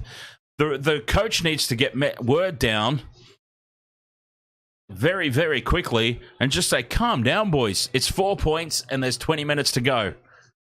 But they're playing like there's 2 minutes left and they're behind by 10. Tackle 3 here for the Warriors. Walker in midfield. Short ball to Harris. Gets them 10 metres out on tackle 4. Front foot ball here. Johnson, flat pass. A metre short of the line. 5th and last from dummy half goes Wade Egan. And he's caught, and that is just a schmozzle of a 5th tackle option. I mean, that was just a stupid 5th tackle option. And the Warriors have self-imploded here, making life very difficult for themselves indeed. Talakai driven backwards by 17 Warrior defenders. Just short of the try line. We're going to have a look. We've got time off. One of the Warriors has busted himself in the tackle. Oh, Curtis Capewell it is. Oh no, Kurt Capewell's called for the stoppage. The Warriors just raced in numbers and have driven Talakai backwards very, very close to the goal line. Oh no, Royce Hunt's coming back on. Royce Hunt's dancing down the sideline, getting ready to come back on and win this game for the Warriors.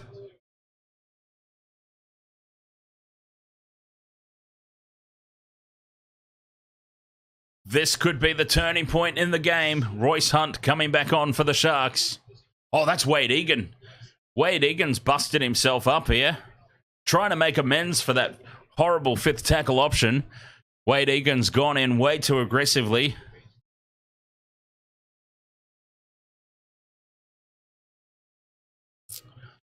And he's hurt himself. DJ Shack says, what's so bad about Royce Hunt? Royce Hunt,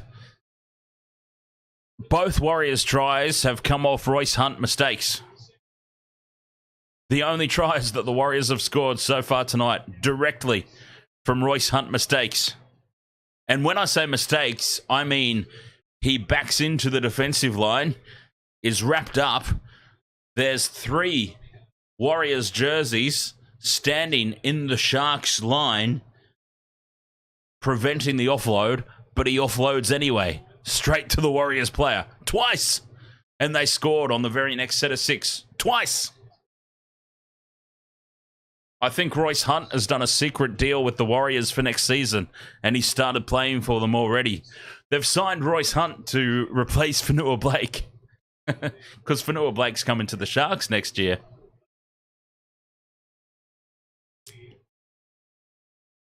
But anyway, so we've still got time off here. The injury to Wade Egan. UFC OnlyFans says, do you know Wade Egan had 7 HIAs last season, highest in the NRL? Really? Even more than Ponga? Oh, Wade Egan's coming off the field now. Well, this isn't a HIA. This is a busted elbow or something. He's really done some damage to himself. I would have thought Callum Ponga for sure was the HIA king of the NRL.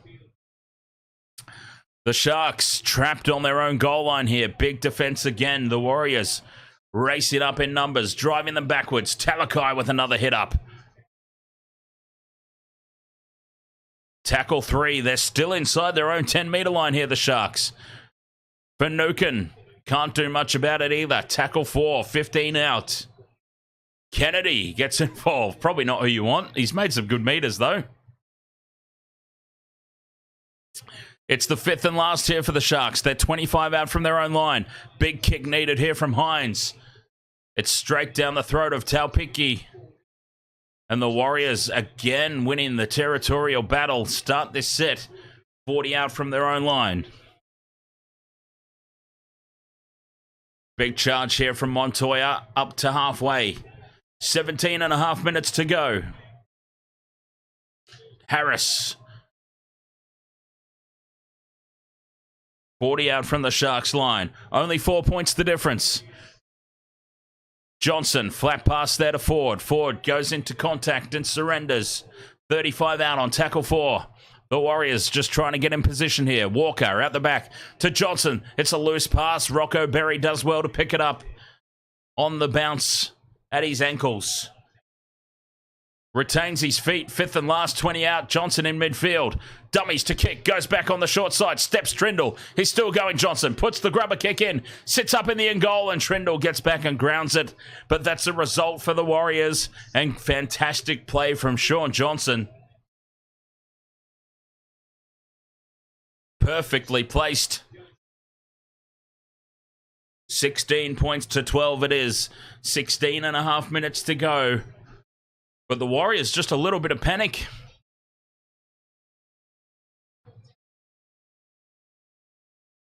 They don't need to panic. It's only 4 points. Hines goes long. Well, Hines tried to go long. And the Warriors now start the set. 30 out from the Sharks line. Barnett backs into the defense. Is finally taken down by Carfusi and Brayley. Harris with the hit up. As the Warriors get back into range. Walker out the back to Johnson. Good shape here to the right and numbers to Burn. But Berry, his pass is too low for Wateni Zalesniak to get in.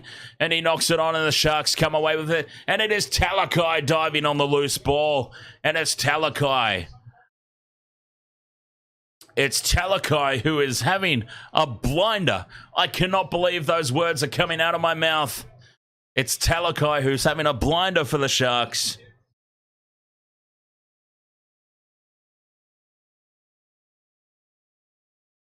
And it's a Sharks scrum down. 15 out from their own line in midfield. Sofa Talakai diving on the loose ball.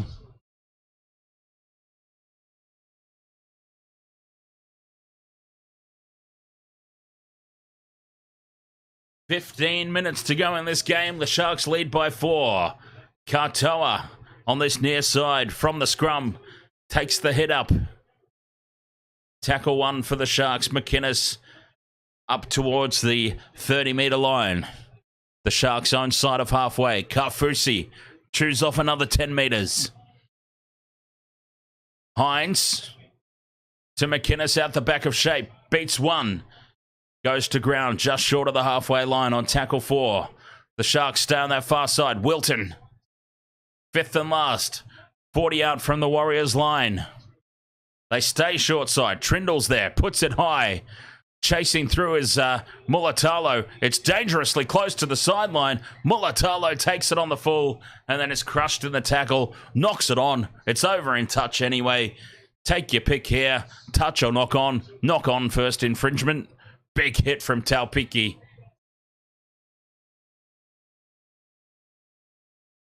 Vobsy says, I was going to make a multi for all the round 1 games. Thank God I didn't. So far, I've only got the Roosters and Manly games correct. Same here, Vobsy.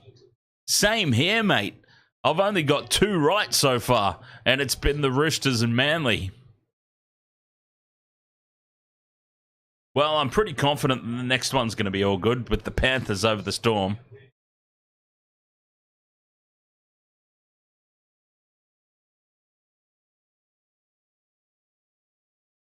Walker runs on his own.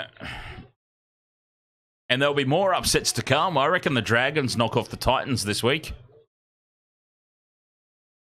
Well, honestly, Vobsy, I know that they weren't the favourites with the bookmakers, but Roosters were the favourites over the Broncos for mine. Just looking at the teams on paper. Kick in behind. Kennedy's willing it over the touchline. It does go dead. Was it played at? No, says the referee. It's going to be a goal line dropout, though. The touch judge has interjected. The touch judge has stepped in and said, drop out it is. It was touched. Cheeky little touch there by Kennedy.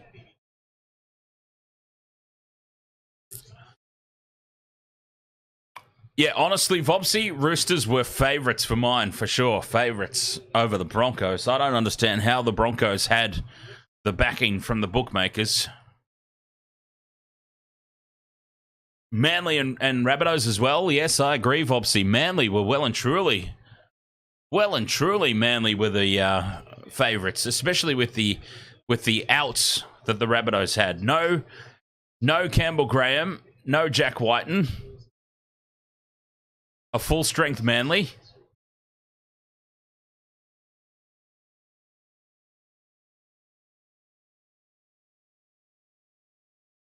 I completely agree with you.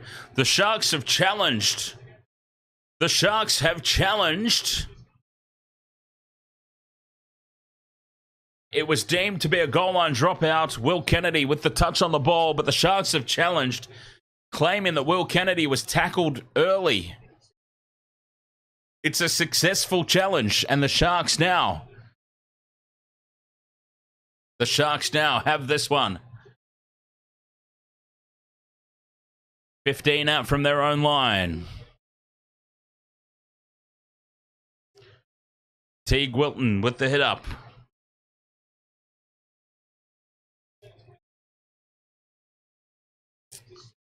Hines out the back to McInnes. McInnes puts the head down, goes into contact. Sharks with 12 minutes to go, lead by 4. Kaufusi up over halfway. A big run from Oregon Kaufusi. Short side. Brayley goes quickly from dummy half. Finds Hines. Back infield it goes to Kaufusi. Now Kennedy spots half a gap. Feeds Wilton, who's tackled well from Rocco Berry. 5th and last Sharks. Quick ball. Trindle to Kennedy. Kennedy takes the tackle. 20 out from the line. Terrible 5th tackle option. And Curtis Capewell gets in there, making a nuisance of himself. He's hurt himself in the process of that too. Kurt Capewell is not at 100%. 11 minutes to go. The Sharks lead by 4. This is still anybody's game. But the Warriors just need to not panic. They've really started to panic. Oh, high shot there. Should be a penalty and is. Penalty to the Warriors. And this is a nice little piggyback upfield for the Warriors here.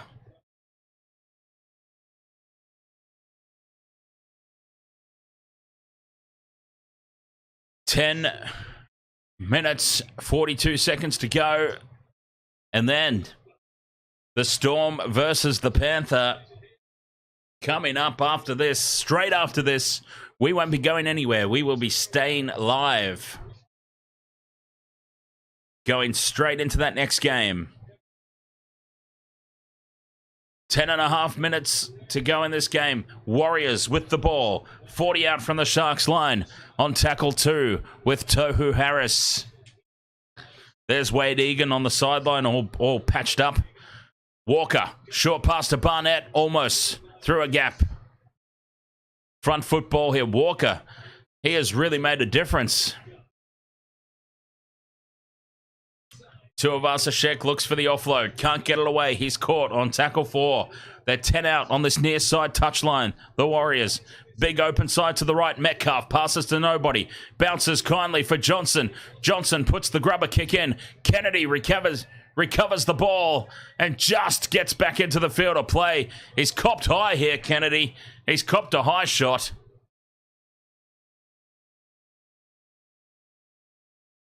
He's been clipped around the face.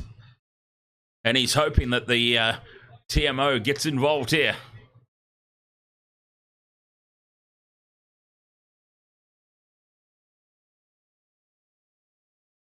Yes, he's taken high from Taupiki.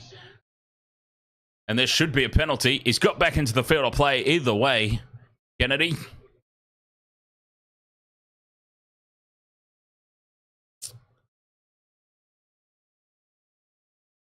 No penalty incoming. Interesting.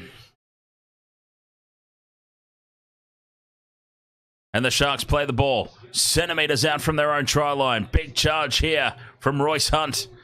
He's driven backwards now, though, and he's going backwards at a rate of knots, and he might have dropped the ball. He's dropped the ball. Royce Hunt, we called it. Royce Hunt was going to be the turning point in this game, and he has dropped the ball right in front of the post. I can't believe they let him back on the field, in all honesty. I cannot believe they let him back on the field. Royce Hunt has been a disaster tonight.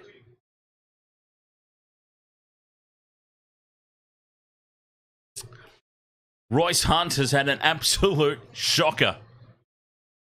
Mr. Peebles, ahoy, mate. Somehow they've allowed him back on the field, and he's dropped the ball right in front of the posts. I told you it was the turning point. Royce Hunt coming back on the field. It was the turning point. And so it plays out. A full set of 6 here for the Warriors. 2 meters out from the Sharks line.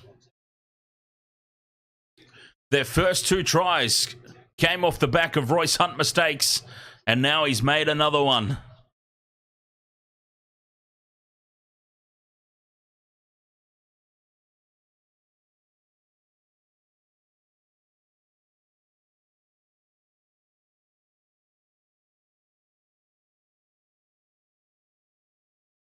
Three mistakes from Royce Hunt.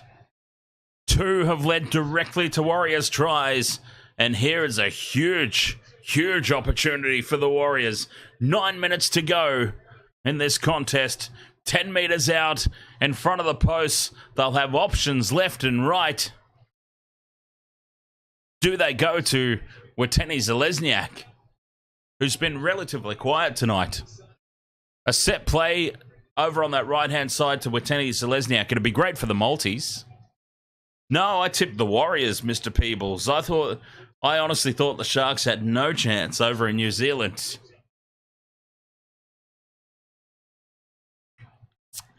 I thought they had 0 chance over there. They go left, the Warriors. They fooled everybody.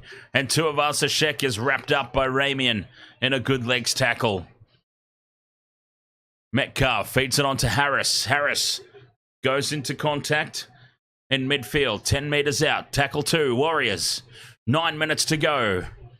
Barnett caught in front of the posts. Tackle 3. 9 metres out though. Now the Warriors. Johnson on their short side. Inside pass to Jackson Ford. 5 out from the line now. Tackle 4. From dummy half. A nice little dart there from Lusick. And he's trapped on the 5th and last. They're a metre short, though, the Warriors. It goes to Johnson. Grubber kick infield. And it's tapped down by Trindle. Back into the arms of Mulatalo. And the Sharks a metre out from their own line again. They're only just holding on here, the Sharkies. They're all bunched up. You could throw a blanket over them in attack, as they say. 8 minutes to go. Ramian takes it up past the 10-metre line. They've just spent so much time defending on their own goal line, the Sharks. It has to take it out of them. 5th and last. And the kick from inside the 30 from Hines. Taken on the full from Taupiki. And the Warriors are going to start this. The Warriors are going to start this. Oh, the scoreboard's frozen. The Warriors are going to start this set. 40 out from the Sharks line. That was slightly forward from SJ. He gets away with that one to Curtis Capewell, who plays the ball on tackle 3, 30 out. Midfield here on tackle 4. Warriors options left and right. They go right. Early kick from Johnson, and it's trapped by Teague Wilton, and it pops up kindly for him. And the Sharks, oh, they're dead on their feet here, the Sharks. But they've got the ball in the best field position they've had for about 15 minutes. But they are absolutely out on their feet from all the defense. Katoa takes it up over the 40. Tackle 4. Royce Hunt holds onto the ball for once. For once in this whole game. Now Hines on the 5th and last kicks. Chases his own kick. Taupiki takes it and is wrapped up. And that's a good set from the Sharks. The Warriors now 10 out from their own line. 6.5 minutes to go. Converted try wins it. This one is indeed going down to the wire. Wateni Zalesniak in midfield. Feeds it on to Johnson. Berry puts the step on. Can't get through. He's wrapped up by Talakai. Talakai's had an absolute blinder. He's had his one good game of the season so far. All downhill from here. Walker at the back of shape to Johnson. Tuivasa-Sheck steps inside Ramian, but he's wrapped up by the cover defense. 5th and last Warriors. Just over halfway. Johnson puts it high. High, right down the middle of the field. Taken by Mulatalo. Mulatalo wrapped up by Curtis Capewell. And the Sharks have it. 5.5 to go. 10 out from their own line. Again here, the Sharks pinned down in their own territory. Lots of slow players walking back into position. Rudolph takes on Harris.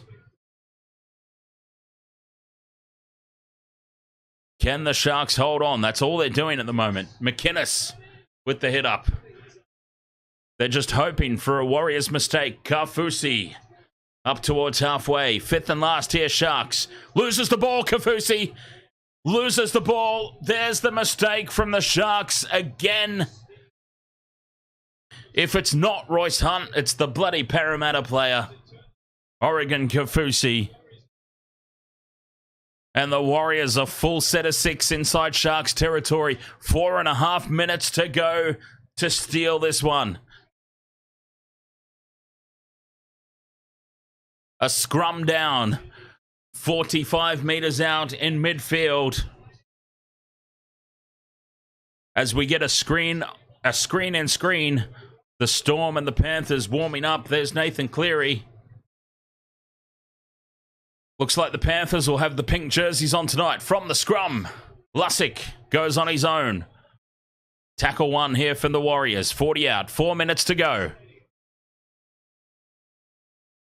And a penalty. It's a penalty for a high shot.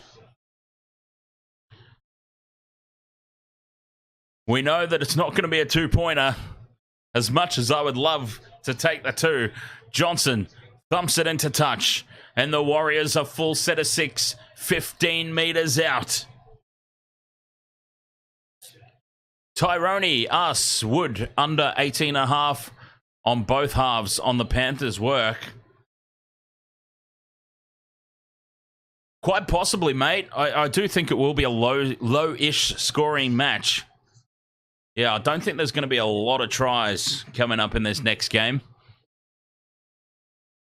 Now there's space. There's numbers out to the right for the Warriors. But Taupiki cuts back in field. 3.5 minutes to go. Tackle 3, Warriors. 10 metres out from the line. Walker goes into contact in front of the post. 5 out. Lussick to Johnson. Short ball. And Tuivasa-Sheck is a metre short. 5th and last, Warriors. This is a big play now. Tuivasa-Sheck tries to milk the 6 again. They stay on the short side. Johnson puts the kick in behind the line.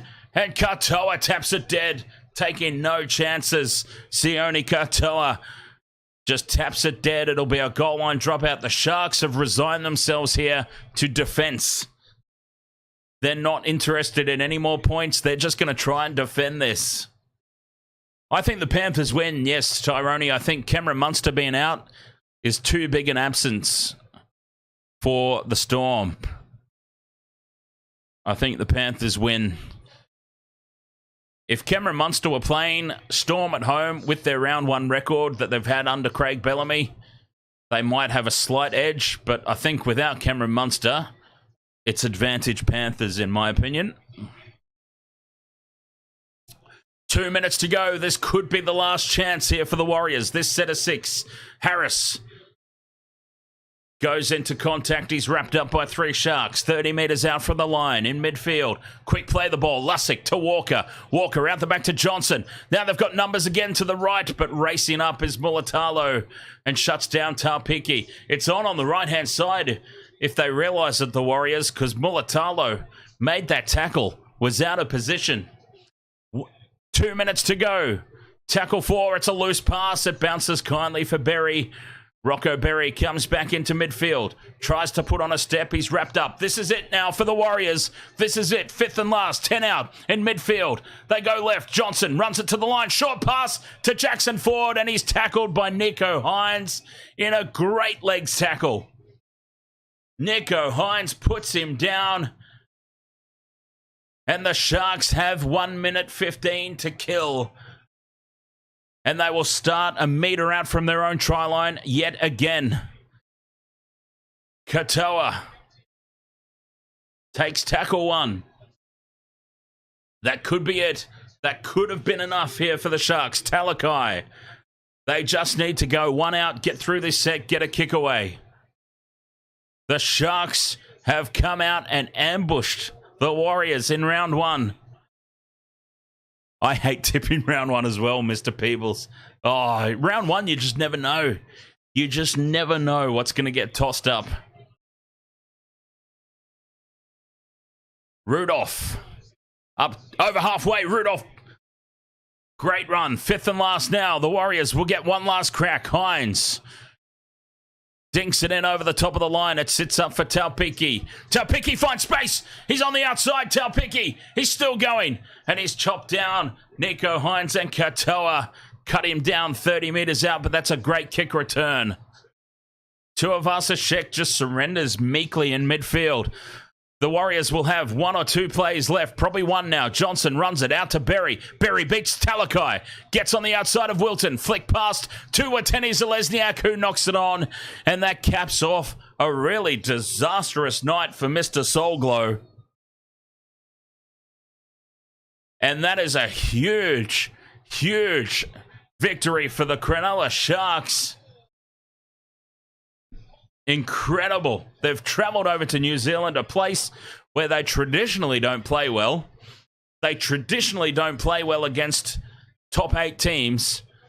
And they have gone and made a statement here in round 1. It took them 35 minutes before they got their heads in the game. But they have now come out and made a statement. I don't know what that statement is exactly yet, but that's a big win for them. For the Sharks, that's a huge, huge victory.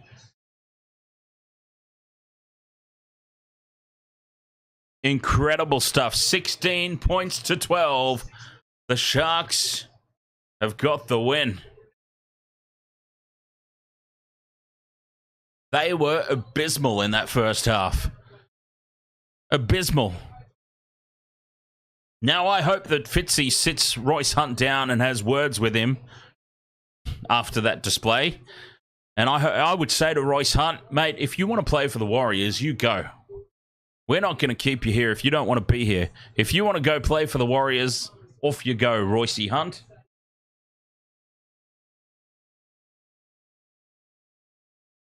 Crazy stuff, though. On the back of that first half, there was a period there after about 25 or 30 minutes in that first half where legitimately the Warriors had 85% possession to the Sharks 15. 85-15. And it was only 12 points to 6, and that's where the Warriors probably, on reflection, lost the game because they did not take full advantage of that early domination that they had. Panthers probably win that game by halftime, leading 36-0. So the Warriors ambushed in round one by the Sharks. Incredible. All right, Wasted World of Sports, we are cracking straight on into the second game. Coming up right after this, the Storm versus the Panthers. This is what's going to put me back to the top of the table, I think. Because Gamer Mel, for sure, has gone for the Storm. See, unlike me, she backs her team. Well, actually, I'm ahead of her anyway. Because she went for the Sharks. Ahead by default. All right, I'm going to set up the scoreboard and everything for this next game coming up. Wasted World of Sports. Thank you so much for your company. Don't go anywhere. We are staying live on this stream and kicking straight on into the next game. Storm, Panthers coming up. It'll take me a couple of minutes to set everything up, though, and we'll be right back. Who's your caddy? Ahoy there, mate. How you doing, sir? The Warriors had 35 minutes of absolute domination. Who's your caddy? For 35 minutes, they just dominated every facet of that game, and then they just fell off a cliff. And they were only behind by 4 points, but they were panicking. They were playing catch-up footy as if they were behind by 20. It was insane. But anyways, we'll talk more about it. Let's talk more about it after this break. I'll set up the Panthers Storm game right here. I'm not setting up a new stream. We're just kicking straight on into it because that's what I like to do. So I'll set everything up and we'll be right back on the Wasted World of Sports.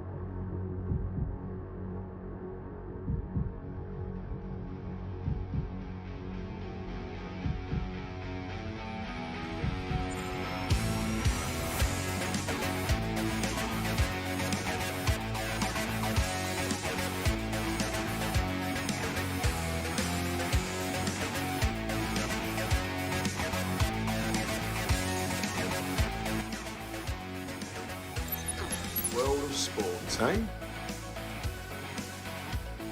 Oh, he's copped a head right to the nuts. Tedesco's butt crack. Ahoy! He's nearly taken security's head off. I have no idea what the wasted world of sports is.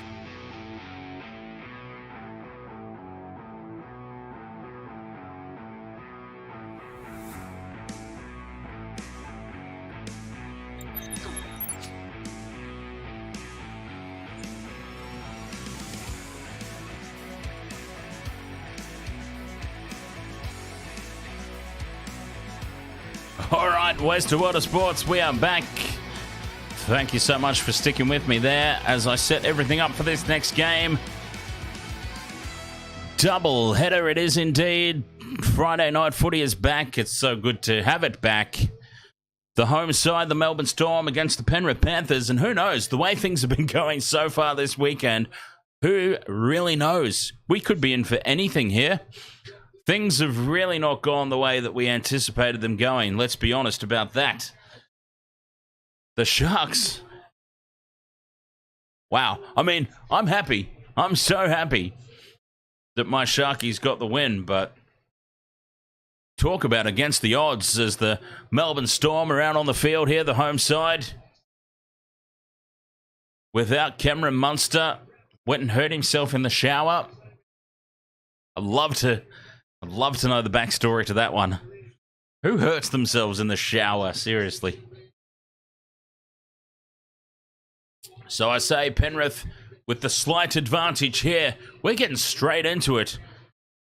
There's no bollocks in about here. The Panthers kick off. The referee blows time on.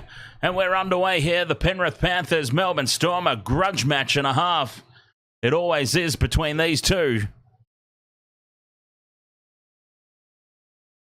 And the Storm, the home side, will have first use of the ball. Let's get this game cracking. Panthers, Storm, go time. Big defense from the Panthers. First up, Gamer Mel says, go Storm. I think it'll just be a step too far for the Storm tonight without Cameron Munster. His influence cannot be understated. As much as certain people around here at the Wasted World of Sports do not like him, his influence cannot be understated. There's a good set of six here. The Storm get through their work, and Hughes puts it high early.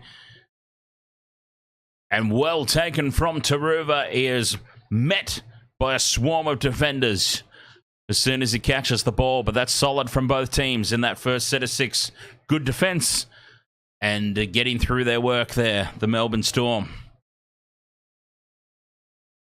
Luai goes into hooker and sends it down the short side. With Mitch Kenny out, this is interesting. This could be tactical here from the Panthers. Luai slotting into dummy half a couple of times early. With Mitch Kenny out, that could be a ploy, tactical ploy. Well, hopefully the Panthers' tactics are a little bit better than they were in the World Club Challenge as Cleary puts it high. Coates comes down with it. He's got Pappenhausen in support. Dummies and goes on his own. Coates trying to milk a penalty. Pappenhausen out of dummy half is wrapped up and driven backwards.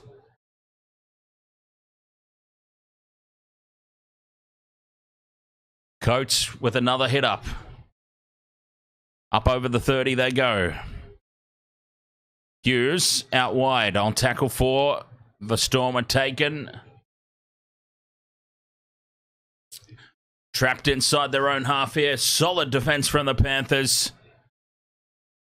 King out the back to Pappenhausen. Wrapped up by Liam Martin and Nathan Cleary in a two-man tackle. Fifth and last here, Storm. Hughes kicked from inside his own 40. And we've got a penalty here to Penrith. We have got a penalty to Penrith. Another one of the new rules coming into effect. It's another one of the new rules, and Nathan Cleary has milked the bollocks out of that cow perfectly. And Penrith get an early penalty, and that rule is going to cause a lot of problems. It's the field goal rule. You can't be lurking around in front of a kick. That's going to cause chaos this season. Panthers, on the back of that, though, have a great opportunity here early. Yo, out the back to Cleary. Cleary dummies inside to Luai, and then finds the link from Luke Garner. Should have been 10 in the bin, says Mr. Peebles. Yo, dummies and goes on his own. They're 5 out now, the Panthers. Tackle 4. Looking very solid here. Cleary at the back to Edwards. Tapped on. To'o. To'o puts the head down. He's caught on the 5th and last 5 out. Quick play the ball. Cleary puts the crossfield kick in. It's in front of the post. It falls kindly. It's straight into the hands of Pappenhausen. And the Storm get away with that one. Warbrick with a good charge upfield. Gets a quick play the ball away as well, and Nick Meaney scoots out. Oh, he's kicked Turuva in the face. I don't think he did, but Turuva was sure as hell trying to milk it. And now a penalty, well milked by Xavier Coates. Oh, Pappenhausen's gushing out blood. Pappenhausen's been busted. I've got to say, honestly, the amount of milking that's been going on over the course of this first weekend, or not, last night's not a weekend, but this first round, the amount of milking that we've seen go on has just been atrocious. I'm not a fan. I've always said my coaching style would be no flopping around like a fish out of water, trying to milk penalties or set restarts. It's much more beneficial to us if you just get up and play the ball. Just get up and play the goddamn ball quickly. The penalties will sort themselves out. But the amount of milking that we have seen has just been ridiculous. Crazy. Oh, and now who is that? Number 20. Is this Cameron Munster's replacement? It is. Jonah Pezzett. Cameron Munster's replacement has just dropped it. Cold. They're having a chuckle about it, the Melbourne Storm, but there's nothing funny about it.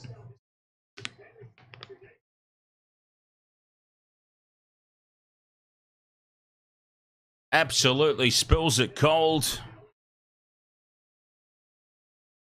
And the Panthers will come away with the ball. Jonah Pezzett. P-E-Z-E-T.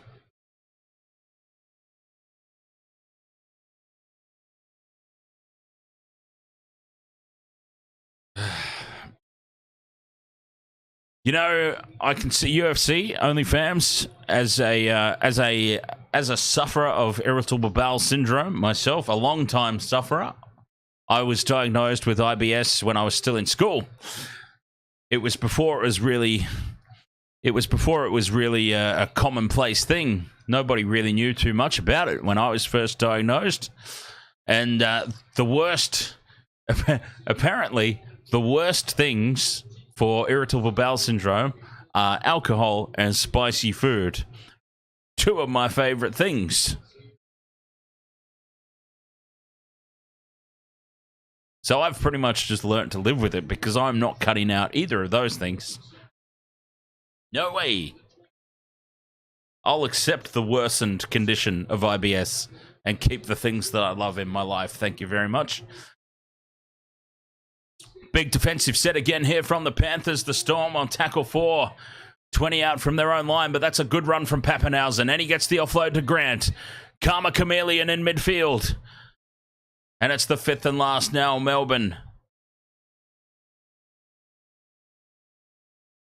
40 out from their own line. Hughes gets the kick in. Straight down the throat of Turuva. Again, who knocks it on? Oh, Sonny Turuva. You wouldn't read about it. He had such an outstanding year last year, to the point where I think I gave him the Rookie of the Year in the Danny Cash Crowns. And that is a huge mistake from Turuva. A very unusual mistake.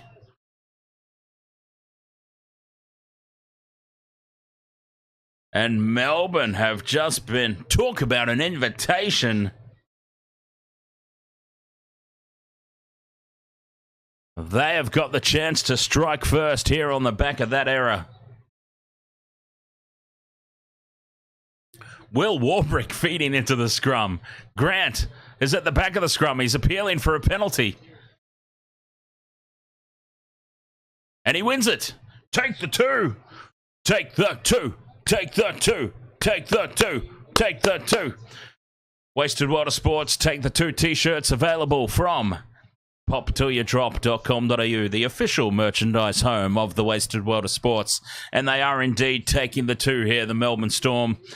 That was a tactic. That was a ploy. It worked perfectly. And they've earned themselves the scrum penalty and the shot at 2 points for Nick Meaney. Nick Meaney would have been in my fantasy side had I bothered picking a fantasy side. On the back of goal kicking. Goal kicking, crucial to a fantasy team, in my opinion. I would have just stacked my team full of goal kickers had I actually bothered to finish it. So the penalty from the scrum. Oh, absolutely. UFC, 100%, mate. There's lots of dairy as well. Apparently dairy it's another favourite of mine. Cheese, I'm a fiend for cheese. Extra cheese on everything. Extra cheese on a burger, extra cheese on a pizza, extra cheese on cheese. That's apparently really bad as well. But once again, you're crazy if you think I'm eliminating cheese from my diet. No way. I'll take the worsened IBS and keep eating my cheese. Thank you so much. 2-0. Melbourne lead this one early. Karma Chameleon gets crunched in midfield. That's a huge tackle from Fisher Harris. Absolutely folded Karma Chameleon in half. That was a huge hit. Melbourne struggling to get out of their own territory. It's been big defense from the Panthers early. They trail by 2, but they certainly haven't been threatened at all. Their defensive line. Sloppy pass from dummy half there from Harry Grant. It's taken in by King. But not a lot of meters to be made. And again, Hughes off the outside of the boot this time. He's kicking again from inside his own 40. And it's tapped back by Melbourne. That should be a penalty. Well, it's been knocked on. But yeah, that should be a penalty because apparently you're not allowed to tap back the high balls. I'm so confused by that rule. Will Kennedy got penalised in the Warriors-Sharks game for tapping the ball back, not making an attempt to catch it. And we have now seen it twice more in the Warriors-Sharks game where it wasn't called, and we've seen it now once, not called here. That's going to cause a lot of disruption. Fisher Harris with the offload to Luai. Luai gets the pass on, and Tungo beats 1, beats 2. Isaac Tungo going for the line. 1 to beat. And, oh, he's taken well by Karma Chameleon. A try saver, but great work there. Oh, that was Taylor May, sorry, not Tungo. Cleary out the back now, and that's Tungo. Tungo goes on his own, had To'o outside him. Tackle 4, Panthers in striking distance here. Cleary runs to the line, out the back to Yo, feeds it on to Luai. Luai draws in the defence. Edwards is up in the line, beats 1, gets on the outside of Meaney, and then is wrapped up for tackle 5. 10 out from the line here, the Panthers on this short side. Cleary will kick towards the post. He's looking for a ricochet off the post. Pappenhausen loses it, and King gets in and grounds it, but it's a penalty to the Storm. Pappenhausen deemed to have been taken in the air there, I'm assuming. But the Panthers looking good. Oh, they were offside there, the Panthers, I think. Well, the penalties for tackling in midair, but I think Leota was offside as well. Take your pick on a penalty there. It could have gone either way. And the Storm lead. Tell us about the new line dropout rules. Didn't know there were any. Oh, yeah, there are. God, I'm an idiot. Yeah, because the Broncos pissed and moaned so much that they reckon that the goal line dropouts that Adam Reynolds got wrong is what cost them the grand final. Whenever the Broncos piss and moan, rules gets changed, basically, is what happens. The Broncos have a cry because something doesn't go their way, so they piss and moan to the NRL and they get the rules changed. So that's what's happened. As the Storm release it left, it was on for Xavier Coates out wide, but the pass goes behind him. And he knocks the ball on, trying to recover that one.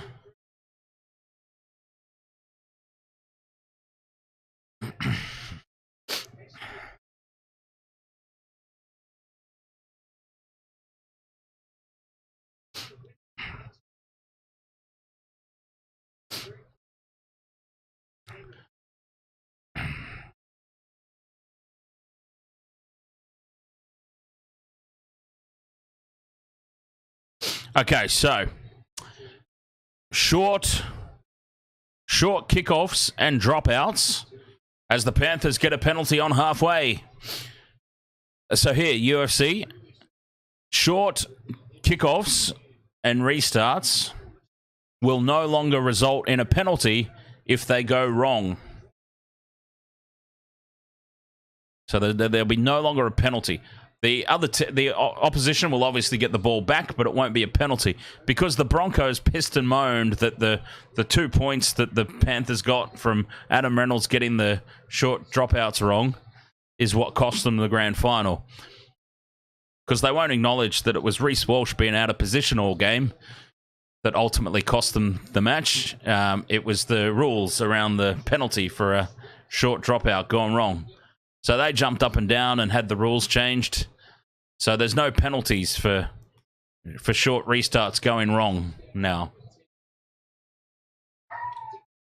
Cleary to Martin on the crash ball. Martin backs into the defense, almost goes through. Welcome back, DJ Shack. Fifth and last here, Panthers. They're a metre out on the attack again. Oh, it's loose out the back behind Luai picks it up and then is tackled. He's up and goes again, Luai, but he was held surely and is.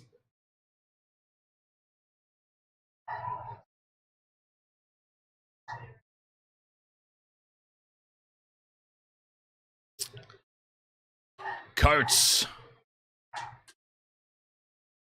beats one and it's then wrapped up. The Panthers looking good, but the Storm are doing extremely well to hold on. And now they get a penalty for holding down.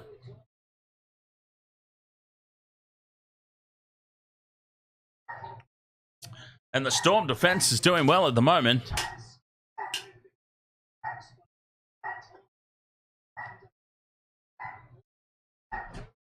The Storm defense looking very solid. Dan Jam says, do you think that the Broncos get such favourable treatment because they are the leading Brisbane team? No, they get such favourable treatment because they're 70% owned by News Corp, the major broadcast partner of the NRL. That's why. That's why they get the favourable draw. That's why they get the best TV time slots. That's why they get the most home games. That's why they get rules changed in their favour as the Storm go through the hands and Pappenhausen almost sneaks through. The Storm on the attack now. 15 out. Hughes passes it across to Trent Liero. 10 metres out from the line in front of the post. Grant to King. To Karma Chameleon who backs into the defence. 5 out. Tackle 5.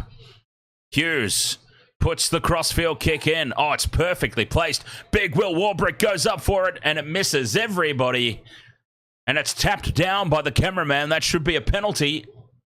A penalty and a sin bin against the cameraman here. He made no attempt to catch that ball. He has just tapped it back. Look at this. Cameraman, no attempt to catch it. Just taps it back. That's a penalty and 10 in the bin.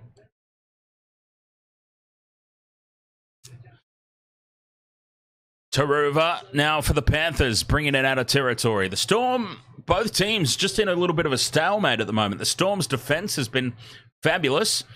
I wouldn't say they've offered anything on attack that's looked even half threatening. They're really missing Munster.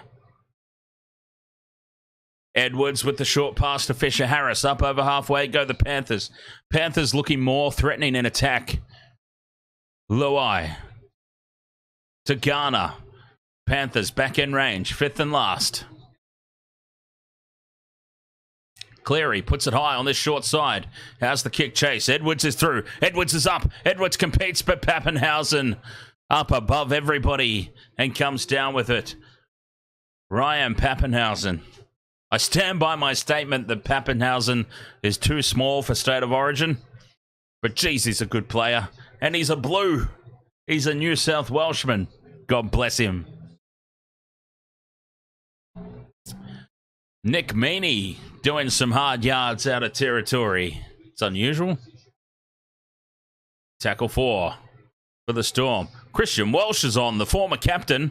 Harry Grant, the captain for the... Well, actually, they've got co-captains, I think. I think Melbourne have gone for the co-captain doozy. 5th and last, Storm. Hughes kicks from halfway into the corner. Great angle, well taken by Edwards. He's in position as he always is. And he returns it with interest. Dylan Edwards spots a gap. Great legs tackle, though, from Trent Liero. Saves the day. Now To'o beats one. Ducks under another.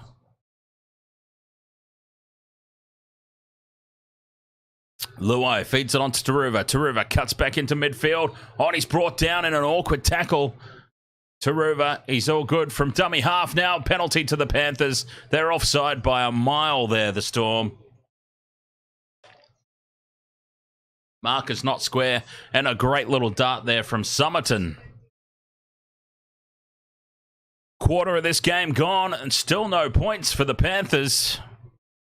The Storm defense is held firm. But I think it's safe to say, if everybody's watching the same game that I am, the Panthers have looked more threatening on attack. Storm defense is holding firm. They've really offered nothing, the Storm. But on attack, I mean. Oh, now Leota leaves the ball behind him, and that's an unusual mistake. Very uncharacteristic from the Panthers, and especially Moses Leota. That is Leota's first mistake in about 7 years. I'm pretty certain.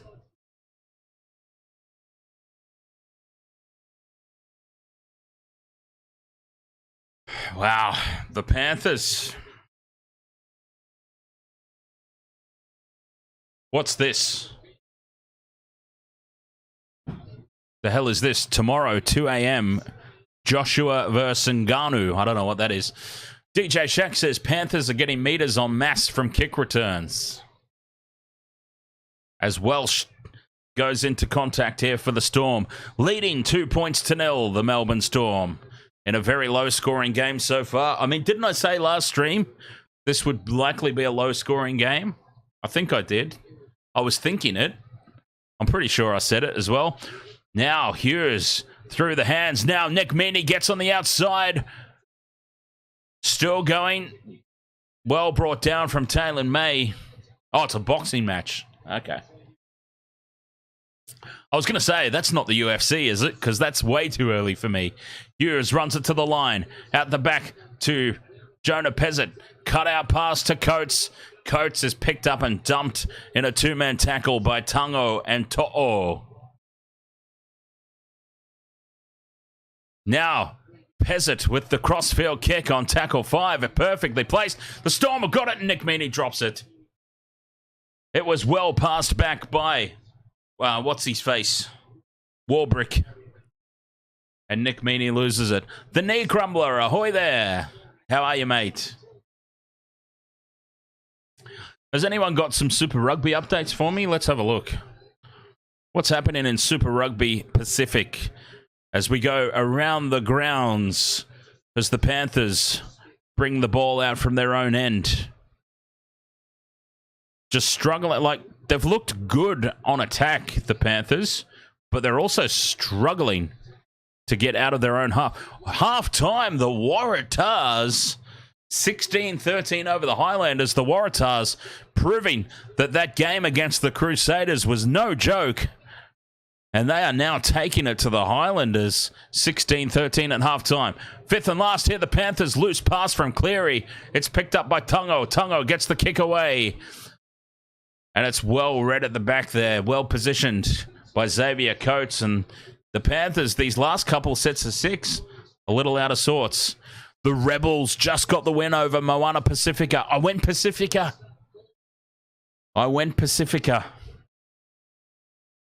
I really did. It looks like it was a close contest.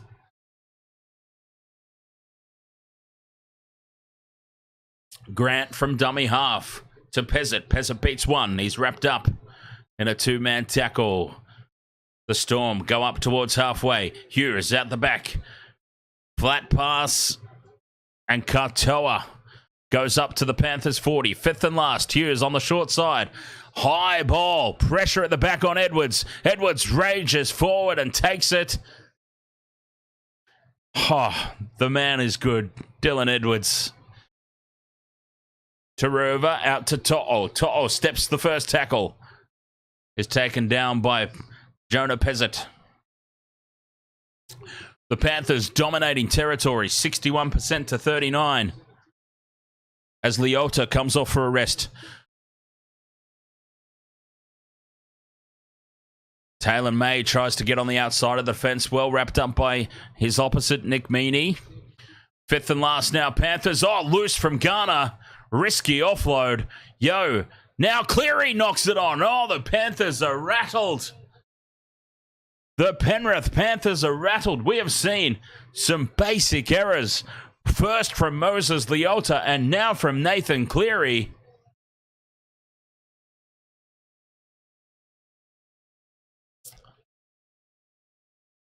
This is not the premiership winning Penrith Panthers.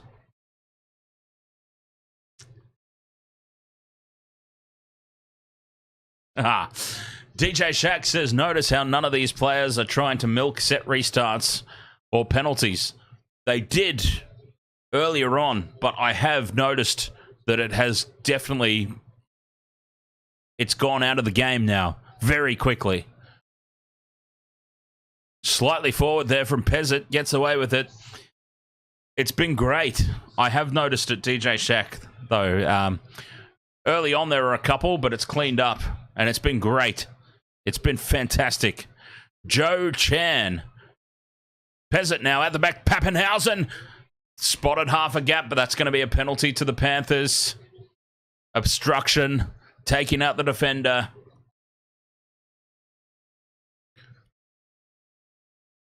That's where the gap was going to open up there for Pappenhausen. Christian Walsh it is. Ahead of the attack, taking out the defender. The Panthers are doing a Warriors, is what I would say, Mr. Peebles. In all honesty. They started well, failed to get points, and now they look panicked because they haven't got the points. I think that's a very fair summation of what we've seen so far. In all honesty, they started extremely well. Yo now, trying to turn things around, just puts the head down and rumbles forwards. Cleary out to Luai. Cuts out everybody, Luai, and Turuva knocks it on. Turuva's got the dropsies. Oh, everyone in the Panthers team suddenly has tits for hands, and they're making a lot of mistakes. Simple errors. Turuva, that's his second drop ball of the night. Bellamy looks like he's about to, in real life, rage quit in the coach's box. Yeah, but Craig Bellamy looks like that even if the Storm are ahead by 40 points. That's the thing about Craig Bellamy. He's never happy in the coach's box. 69% completion rate for the Panthers. Have you ever seen the Penrith Panthers with a completion rate so low? So extremely low. The Panthers, I don't think, have even had a 69% completion rate if they've made a mistake early in the game. Well, they probably would if they did that. Don't really know where I was going with that. Pappenhausen gets the ball, fires it out to nobody though, and that's scrappy. Oh, both teams have just gone downhill here in the last 10 minutes or so. It's been a really scrappy old match. That is going to make for a low-scoring, close contest. Hughes kicks on tackle 4, looking for a 40-20. Gets a good angle, but Dylan Edwards is back there, and Edwards has it. 11 and a half minutes to go, and I don't think I've seen the Panthers look so flat for so long in a half a footy. Tungo with a hit up on tackle 3, but they're trapped inside their own half now, the Panthers. Taylor May with a good run up over halfway. That's the sort of thing they need. Yo in midfield.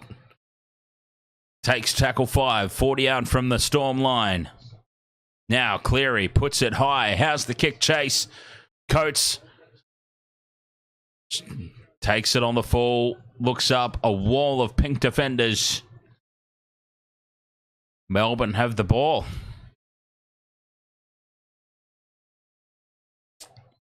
Two points to nil. Melbourne with the lead. And now a spilt ball from Pappenhausen. Ryan Pappenhausen does not make mistakes like that. What is going on here? The superstars from both teams have turned into juniors. They've all got the dropsies. Pappenhausen now of all. We saw Moses Leota. Turuva. Cleary. And now Pappenhausen. Just simple drop balls.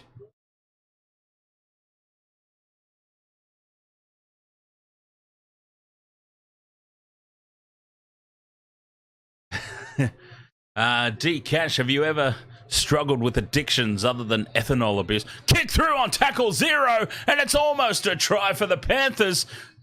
To'o's overrun it. Brian To'o has overrun the ball. They put a kick from the scrum on tackle 1.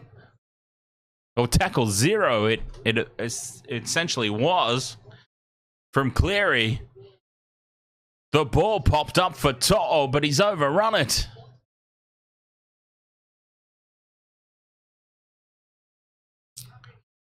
To'o in midfield, well off the wing, and he was there for all money as he's bumped off the ball. The Storm miss it. Knocked backwards from Melbourne, and To'o, it's right there. Just fall on it. Just fall on it. And everybody's missed it. And that'll be a result for the Panthers, but geez. This game is... Who would have thought, in all honesty, looking at the draw for round 1, who would have thought that the worst game in terms of error rate and handling and everything would be Storm versus Panthers? Who'd have thought?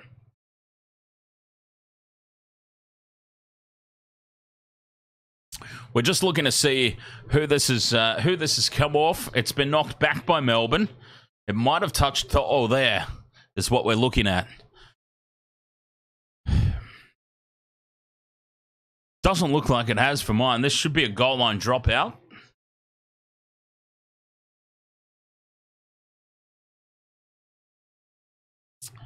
Yes, last touch off Melbourne. Goal line dropout. It will be. Do you reckon this game could finish 3-2? I reckon we go to halftime, 2 points all, 2 penalty goals. It goes to Golden Point, and somebody wins 3-2. As the Storm goes short, it's loose at the back, but the Panthers get it. The Panthers secure possession. It was sloppy, though. Hoskin. That's not Hoskin, that's Lindsay Smith. That used to be Hoskin. Sommerton goes from dummy half, earns a 6 again.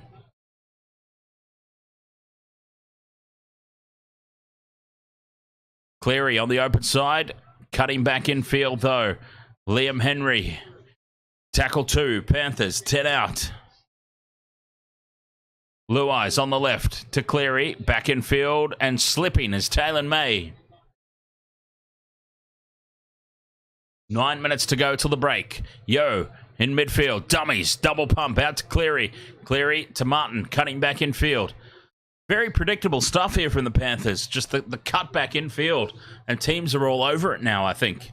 And now Yo! Isaiah Yo drops the ball. What is going on? This is absolutely incredible. What am I watching? Isaiah Yo now spills the ball uncontested. Incredible. Welsh gets the offload. Hughes goes into contact for the Storm. They have got to start making the Panthers pay for some of these mistakes, though. Meaney is wrapped up and held and dropped on tackle 3. Now a knock on from the Storm, and the Panthers have it. Oh, this is atrocious from 2 of the top teams in the competition with some of the superstar players of our game. The standard has been very concerning. Tango from dummy half looks to get a quick play of the ball. Should be a penalty. Oh, that should be a penalty. It's called a knock on. They've got to challenge this, the Panthers. They've got to challenge this, and this will be 2-2. If they challenge it, it's the penalty, and it's 2-2. It's been kicked out by the Storm. Challenge! Challenge, Nathan! Challenge!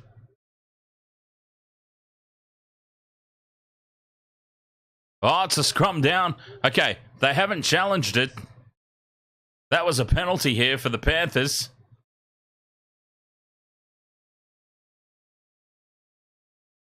And that would have been 2-2 that I predicted going into half-time.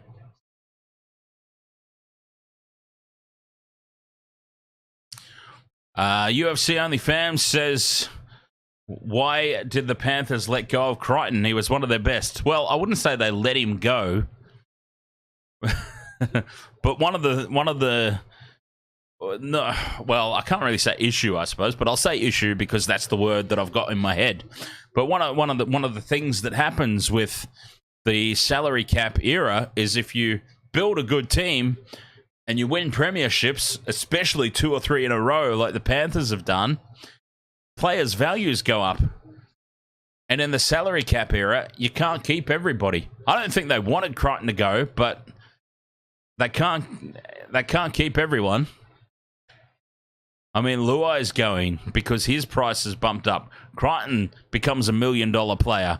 Like, they had these guys on 400,000 or 500,000. Now suddenly they're $1 million plus players. So I certainly wouldn't say they let him go. It just wasn't possible to keep him. And if you think about the nucleus of a team, you're going to let a center walk to keep your spine intact. I think ultimately a smart decision by the Panthers. Throw money at the spine. Keep Edwards. Keep Cleary.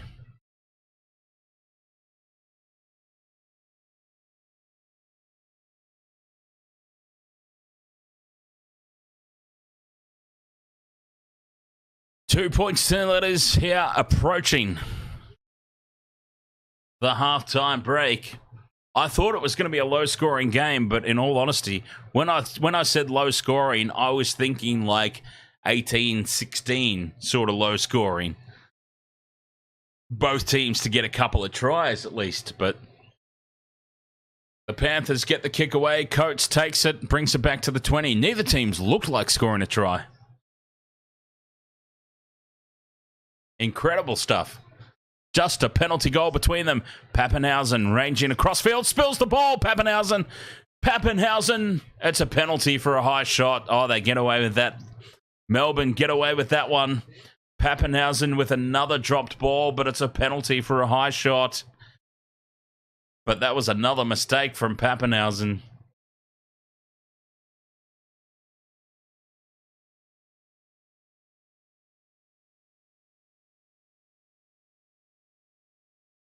The kick into touch is up on halfway. Melbourne If they hold on to the ball and have an error-free set, they should get an attacking kick away here. 4 minutes to go till the break. Welsh in midfield. Inside pass to Liero. Tackle 2 here, Melbourne. 35 out. Grant to Welsh again on that far side. Good post-contact meters there from Christian Welsh. 22 out now. Melbourne, they are in range. Pezzett out the back to Hughes. Hughes is chopped down. Great tackle. Great legs tackle. Puts him down. Tackle 4. They're 15 out here, the Storm. Back towards the posts. McDonald is taken on 5th and last. 10 out from the line. Grant, that's knocked on. But Pezzett. Play on, says the referee. And it's been tapped back. It's a comedy of errors. Somebody said earlier in the chat room, cue the Benny Hill music. I think it was Mr. Peebles. Cue the Benny Hill music indeed. Just a shambles on the 5th and last there from the Storm. It was tapped back. I don't understand why that wasn't a penalty, because that was a penalty earlier. You're supposed to try and catch the ball, not tap it back. Or that was only that one time against the Sharks. I'm still not certain about that one.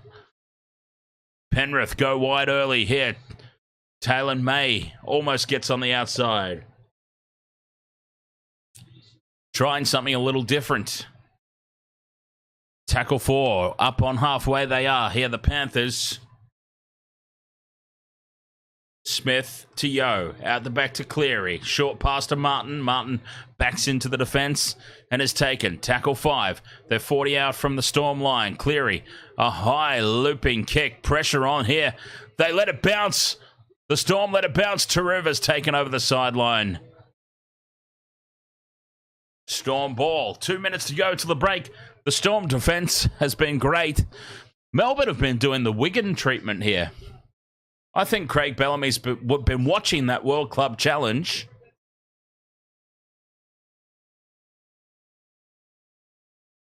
Because Melbourne are playing a very Wigan-style game here. They're not really doing anything on attack, but they're just defending. And they win a penalty here for a leg pull. They will get the last say here in the first half, Melbourne. But yeah, Melbourne, very reminiscent here of Wigan, not doing anything. Really. Just simple plays, get through their sets, defend well. And they're holding on to a 2-point lead here. When was the last time that Penrith were held scoreless going into half-time, as Harry Grant thinks he spies a half gap? Quick play the ball, and it almost opens up for Pappenhausen. Great tackle there from Luai. Shut him down. Hughes takes it to the line. Tackle 4. Storm. Now they're starting to throw some stuff at them. Welsh takes it to the line. Out the back to Hughes. To Pappenhausen. Short ball to Nick Meaney. Nick Meaney for the line. Is held up and turned and taken over the dead ball line. Nick Meaney's taken into touching goal. Great defense from the Panthers. Immaculate defense from the Panthers on their own goal line there.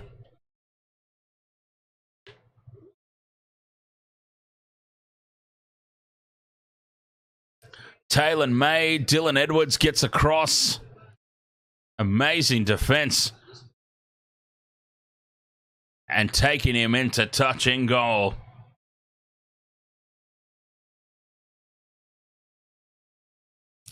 Well, the home crowd is trying to claim it.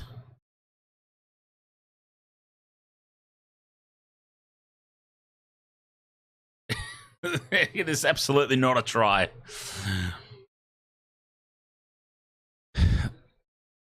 This will be World Club Challenge level of TMO if this is awarded. He's about 72 meters in touch.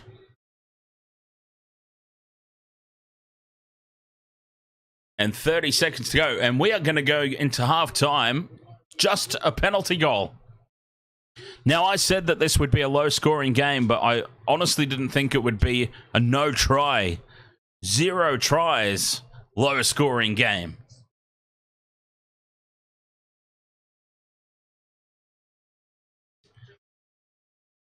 Dan Jam asks, is this a case of strong defense, both teams, or both attacks not having much of an idea? The latter. Definitely the latter. Both, well, Melbourne have done nothing on attack. Yeah, Melbourne have done absolutely sod all on attack, to be honest. And the Panthers, just too many mistakes, as now they stretch it wide. Oh, Turuva's had his head taken off. And Warbrick's in trouble here. Will Warbrick's in a little bit of trouble here. That is a WWE-style clothesline coat hanger.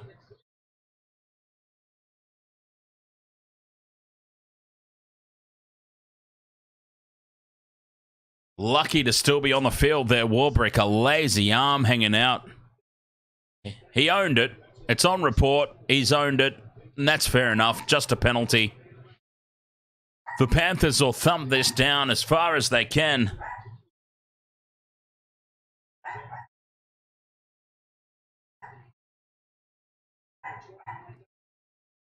Cleary, well, not really chewing off too many meters there, Nathan Cleary. I reckon they're probably going 2-point field goal. Yep, and it's way off target.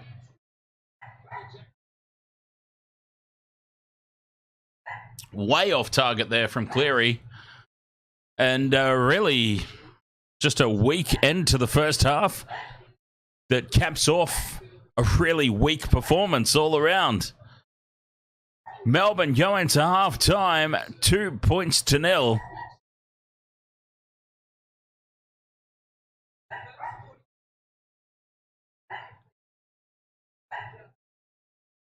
Just a penalty goal. Only a penalty goal between it. Very strange game indeed, Dan Jam. Very strange game. God, I mean, I'm actually speechless. It has left me legitimately speechless.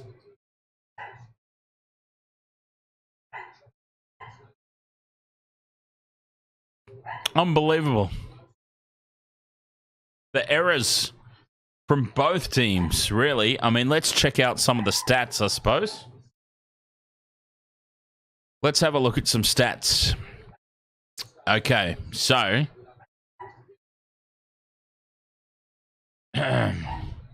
team stats.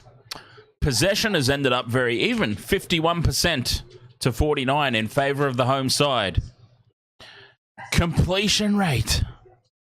Melbourne's completion rate is at 59%.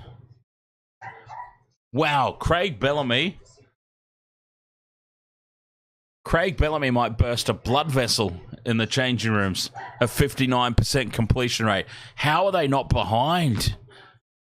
How are they leading this game? 59% completion rate. Panthers at 78, which is just shocking for the Panthers. The Panthers, 1 line break to 0. 12 tackle breaks to 8.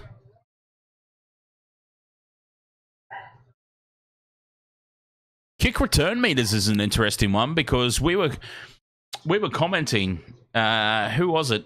Somebody in the chat room, and I agreed with them. Is that the Panthers seemed to be just chewing off meters at will off the kick returns, but kick return meters 51 to Melbourne, 39 to Panthers. 5 offloads to 4 in favour of the Melbourne Storm.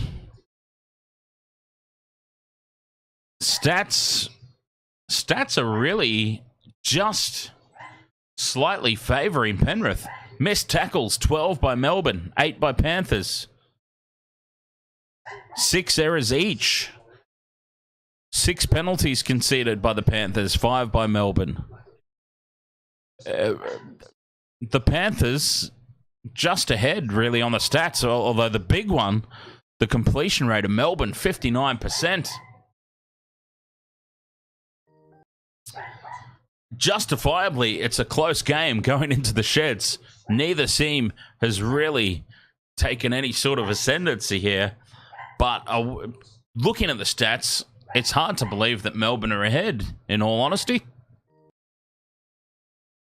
Oh, it's been atrocious, Mr. Peebles. No need to apologise to me. NRL round 1 so far, overall, has been a shambles. I mean, the Broncos were horrible. Roosters really should have won by more than they did. Souths were awful. Manly should have won by more than they did. The Knights were just... I mean, you can't say that the Raiders played well. The Raiders played the more solid of the two teams. The Knights were just complete cack. And tonight, both teams have been awful.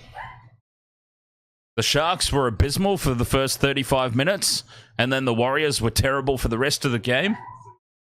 Yeah, it's been a really slow start to the season, hasn't it?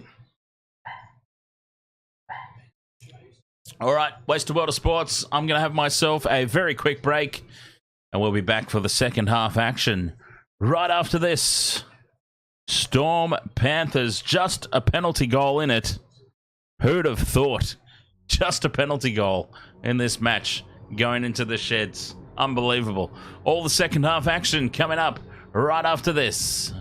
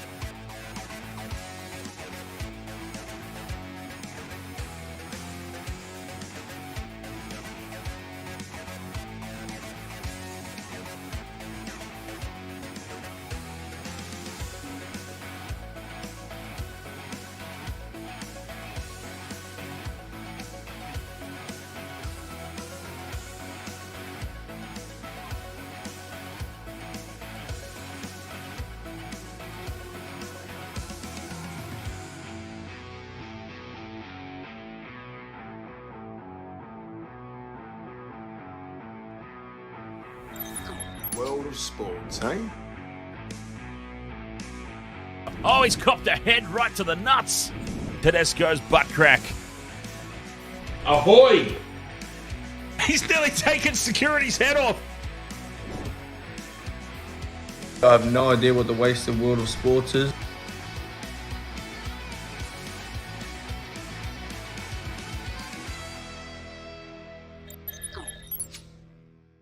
Oh, nailed it. I thought I'd practice the intro. A little bit of a practice session on the intro timing, and I nailed it, and nobody's here to see it. If a tree falls in the woods, does it make a sound? If Wasted World of Sports gets the intro right at halftime, and nobody's there to see it, doesn't count. Wow, not a whole lot to say about this game. 2 points to nil, just a penalty goal. I've got to say that all the predictions in the world, and I had multiple surrounding this game, none of them had 2 points to nil at the break with just a penalty goal between the two teams. None of them.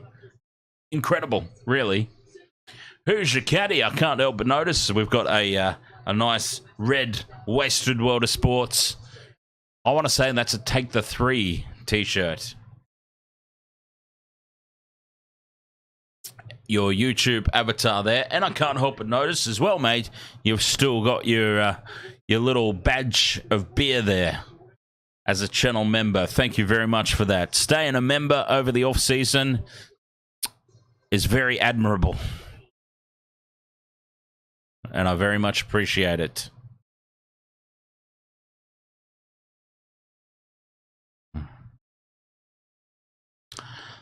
Okay. So, 2 points to nil half time. No need to talk about the multi because obviously no try scorers, so no legs have been ticked off. Really, really crazy. The hell was that? Really, really crazy scenes here.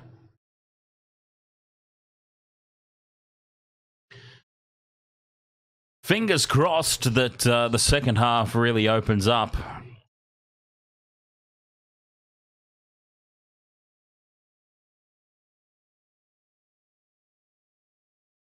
Let's have things really open up in the second half. Let's get plenty of points. I mean, I don't mind if it's a low-scoring game. I predicted a low-scoring game. I certainly didn't think it would be this level of low-scoring, though. I mean, I still thought a couple of tries each. Mr. Peeble says, can't wait till SmackDown tomorrow.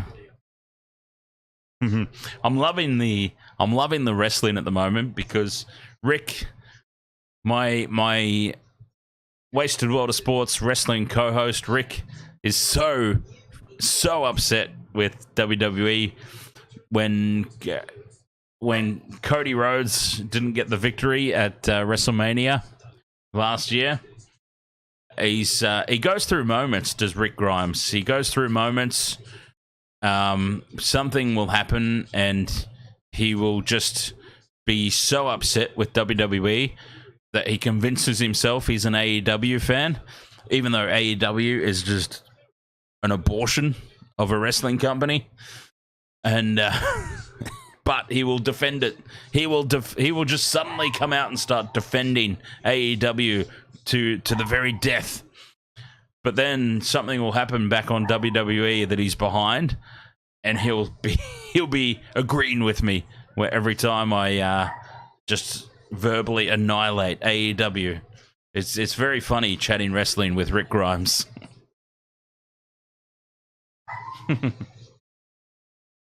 Oh, it's awful. It's awful. It's the absolute worst thing ever. I mean, it's worse than WCW before WCW officially died.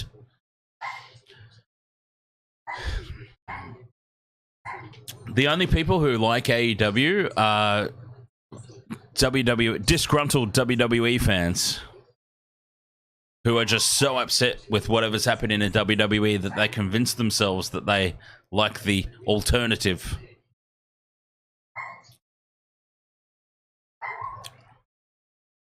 But anyways, I digress. 2 points to nil here. The Storm over the Panthers. Alara was quiet all through the break. Didn't hear a peep out of her all through the break. As soon as we jump back on, she's decided there's something out there worth having a go at. Alara! Oi! Oh, sorry. Whack. Alara! UFC Only Fam says Rick Grimes sounds like the name of a gay porn star. Whoa! Rick Grimes is the character off The Walking Dead. I'll tell you who sounds like a gay porn star.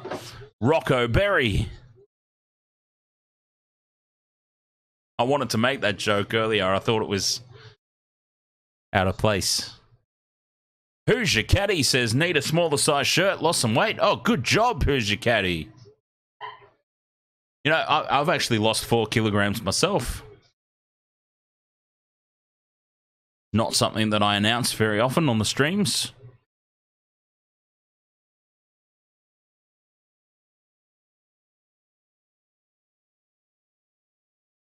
Here she is. Hey, Barky Magoo.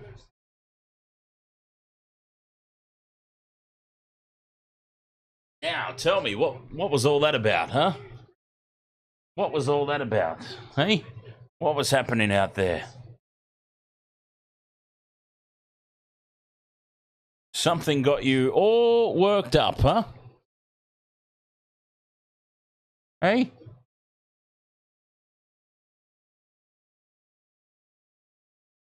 Oh, yeah, I did. Actually, UFC, to be honest, I did notice your chats. I tried to not... It's not something I really talk about on the streams, is all. But yes, I did notice a couple of times you had mentioned it, and I appreciate you noticing.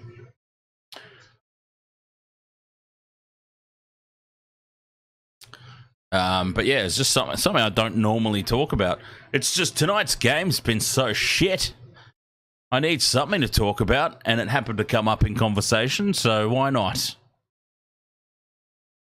Here's hoping for a better second half. We need a better second half of footy here. For 2 of the top teams in the competition. I tell you what, too, they are not doing themselves any favours in getting themselves considered for Vegas next year as the Panthers get us underway in the second half. No, they don't. The Storm do. It'd be very helpful if I got some of the basics right. I feel like my commentary's fallen off a cliff this season, in all honesty. The amount of stuff that I'm getting wrong in 2024, player names, even the teams, I couldn't even get right who was kicking off in the second half. Yes, my commentary's fallen off the edge of a cliff in 2024. High shot here, put on the Panthers. Should be a penalty, is a penalty. And this is a good start to the second half for them. A relieving piggyback penalty out of territory. Cleary puts it into touch just over the halfway line. This will be a full set of 6 for the Panthers inside Storm territory.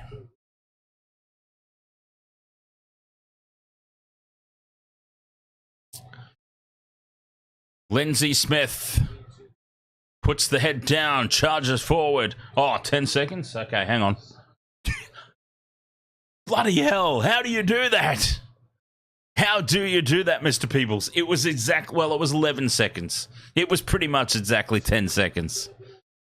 How do you do that, sir? Tackle 4, Panthers in front of the post. Here they come to this near side. Cleary cuts back across field. Is chopped down by Harry Grant.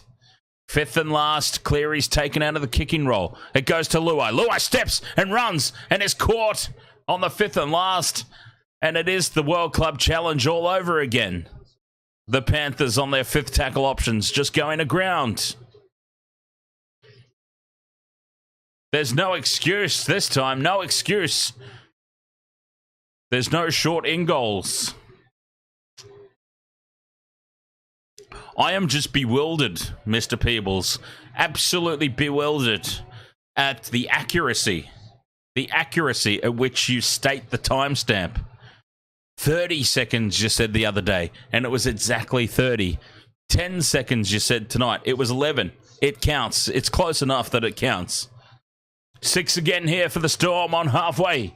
Nearly spilt my drink everywhere. Melbourne have it on halfway. Old McDonald takes it up to 40 out from the Panthers line. Welsh, out the back to Hughes. Dummies inside to Pappenhausen. Goes outside to Warbrick. Warbrick is cut down in a great legs tackle by Taylor May. Tackle 3 for the Storm, though. Quick ball again. Hughes runs. Hughes is taken. 10 out. Threatening here, the Storm. Welsh to Pezzett. Reema Smith, one-on-one with Cleary. Cleary takes him. 5th and last here, Melbourne. 10 out. Pezzett, crossfield kick. Perfectly placed. It's tapped back from Melbourne. That should be a penalty. That should be a penalty. There was no attempt at all to catch the ball from Melbourne. It's just been tapped back. It's gone up as no try. In the contest for the ball, there was no attempt to catch it. It was just slapped back, and that was a penalty against the Sharks earlier.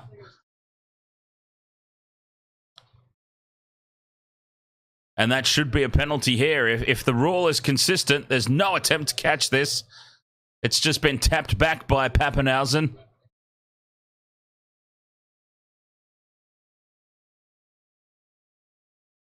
It's been grounded by the Panthers anyway, so...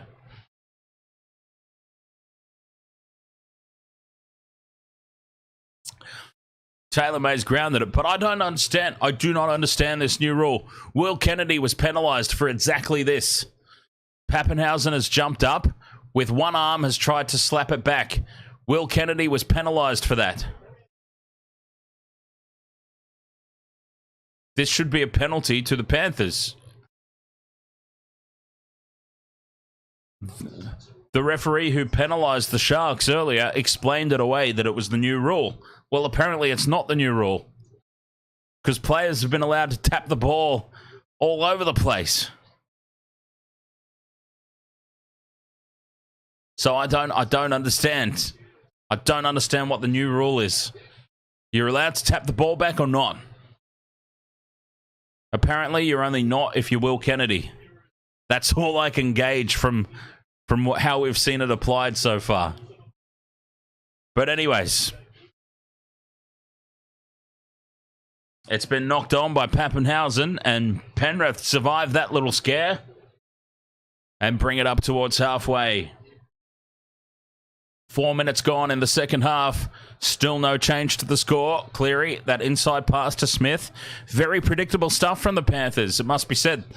Just watch the Panthers. They love that play off the cut back inside. Martin now puts the head down and goes on his own. Liam Martin makes some good meters. 25 out now. Edwards in midfield to Cleary. Just feeds it on to Eisenhuth. Taken on tackle 5. They stay on the far side here. Cleary runs it out the back to Luai. They're running the Panthers, and they're going to get caught on 5th and last again. They've learnt nothing from the World Club Challenge, the Panthers. 5th and last, no kick, handover. We thought it was strategic in the World Club Challenge because of the shorting goals. What's the reason tonight?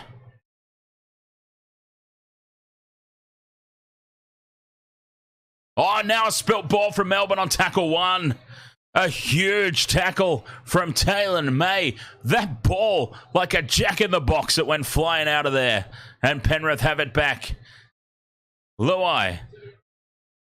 Back to the open side. Yo has to fall and catch it. Sommerton beats one. Still going. Gets the offload to Cleary. It's tapped down by Pappenhausen. And it'll be another set of 6. Taylor May just put a huge hit on. I think it was Nick Meaney. The ball went straight up like a jack-in-the-box on the back of that hit. Mr. Peebles says this must be a new thing we are not aware of.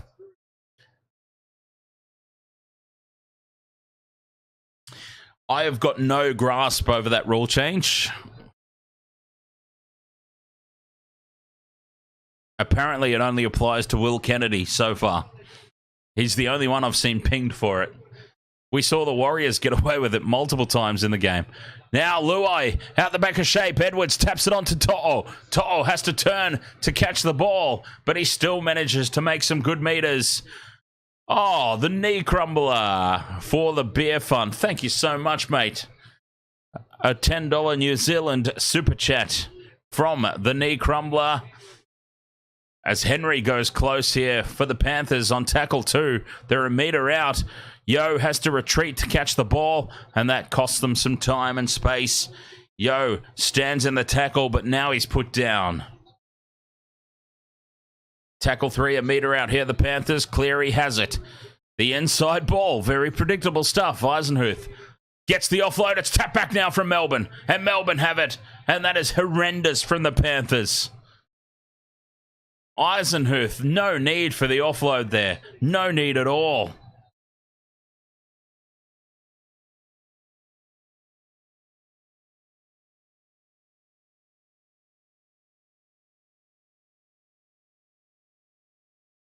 The Panthers, what are they doing?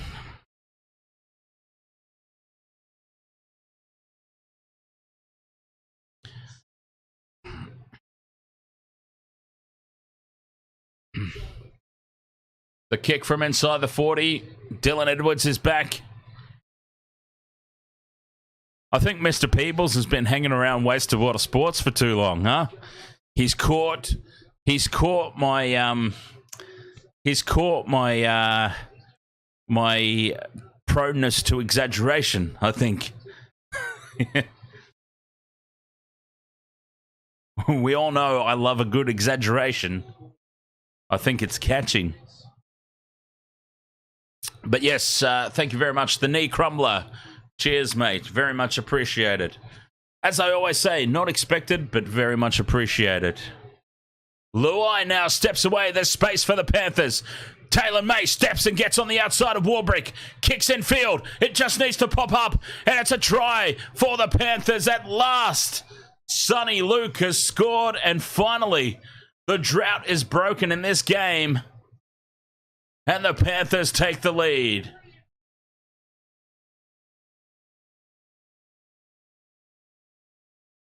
Sonny Luke has come on the... He should have been starting anyway in the first place, in all honesty.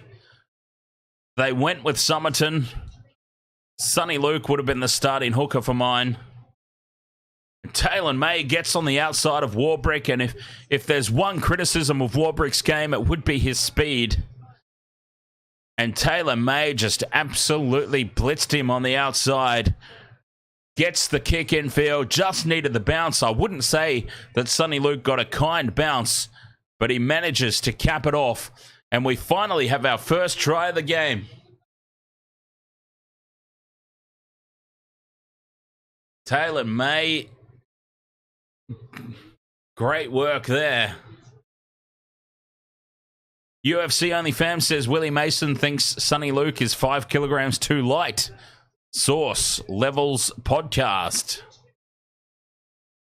Sonny Luke looks bigger than Reece Walsh, and geez, Willie Mason, much like 90% of other podcasters, can't get off Reece Walsh's ballsack. I'd say Sonny Luke's bigger than him. Hang on, the TMO is interjected. The TMO is involved. What are we looking at here? Potential obstruction, I would say. Jarome Hughes has made a defensive decision there, has not been... Oh, come on. This is going to get taken away. This is getting scrubbed out. You are kidding. You are joking. Jarome Hughes was there, still could have made the tackle, was not impeded by that front runner at all. And this is scrubbed off by a technicality.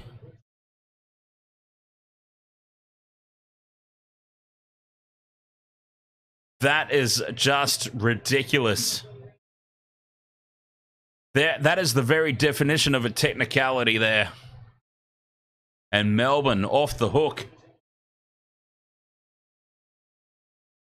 The drought not broken. It continues.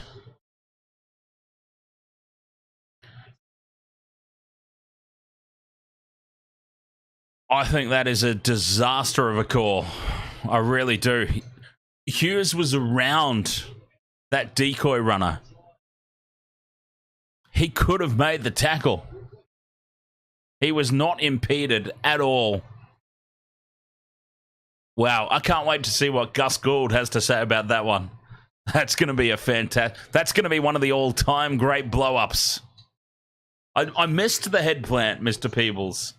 I did. I missed the head plant. Was it Sonny Luke after the what ended up being a no try? I missed it completely. Melbourne, they could add insult to injury here if they score off the back of this. Tackle 3, 10 out. Grant, dummies open side, goes blindside. The frig was that?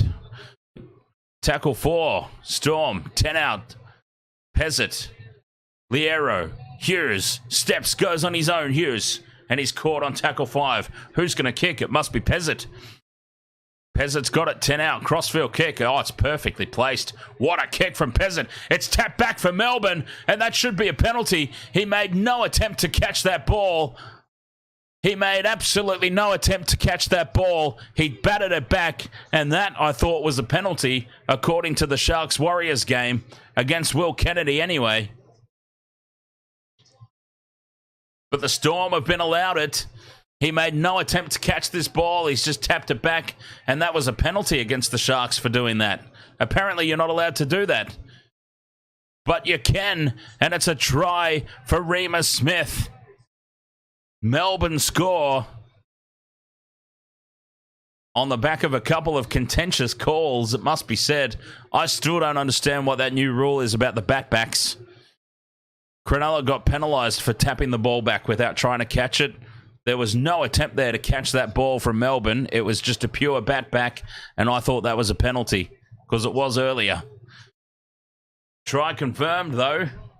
I'll need to investigate exactly what that rule is in season 2024 and why Will Kennedy was penalised, but apparently everybody else in the competition's allowed to do it. Try for Melbourne. They lead 6 points to 0. Kick to come. And that has got to be deflating for the Panthers.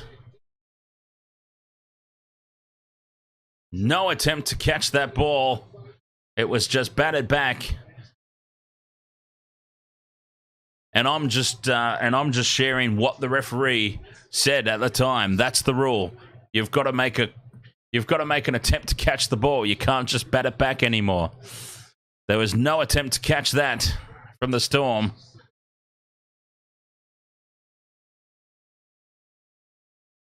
Six points to 0. Meany from the sideline. It's on target. It's on target. It's through. And Storm lead 8-0. Plenty of time left in this game, though. I mean, don't you worry. Panthers supporters, don't you worry. Plenty of time left.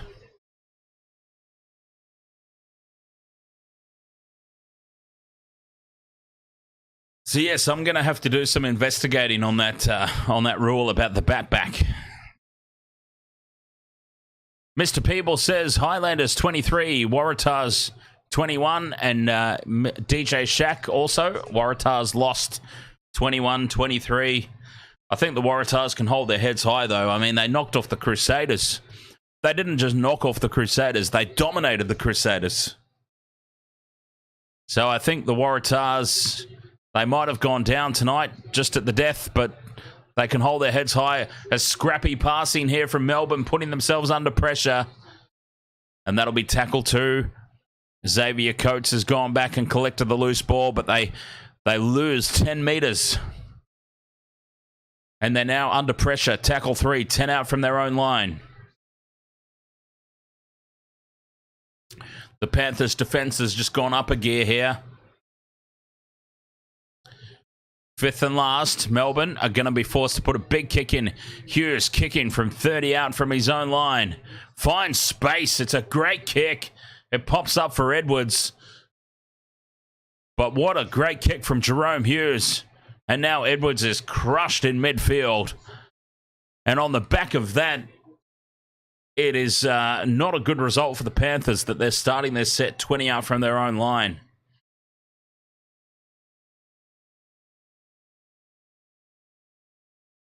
The Panthers have gone up a gear defensively. They'll be disappointed that they're starting their set so deep in their own territory on the back of that. Tackle 4 now through Turuva. Up to halfway. Cleary's going to kick early. In behind the Storm defensive line. Pappenhausen's wrapped up. Cleary chases his own kick. Puts him down. Tackle 1. 10 out. Coates. Good post-contact meters there from Xavier Coates. That was a good run. Melbourne. Vincent Spears, hometown music. How are you, mate? Great win from the Sharks. I mean, a disastrous first 35 minutes. I would leave Royce Hunt off forever after that performance. Personally. Royce Hunt can go. Royce Hunt can go play for the Warriors if he wants to pass the ball to them all game. But apart from that, first 35 minutes, decent effort from the boys. Good first up win away from home. That was a game that in the past, the Sharks could have been done at halftime. Turuva with the hit up now. Panthers out of territory again. Dylan Edwards. Trailing by 8 here, the reigning premiers. DJ Shaq says, I'm looking at the NRL rulebook and nothing that I can see that would warrant my description. I'm just telling you what happened, DJ Shaq. I didn't know anything about it either. I knew nothing about it either. I'm just relaying what the referee said in the Sharks-Warriors game. And it was only ever called that one time. We've seen it multiple times. We saw it multiple times in the same game, and it was never called again. And we've seen it multiple times tonight in this game. And it wasn't called.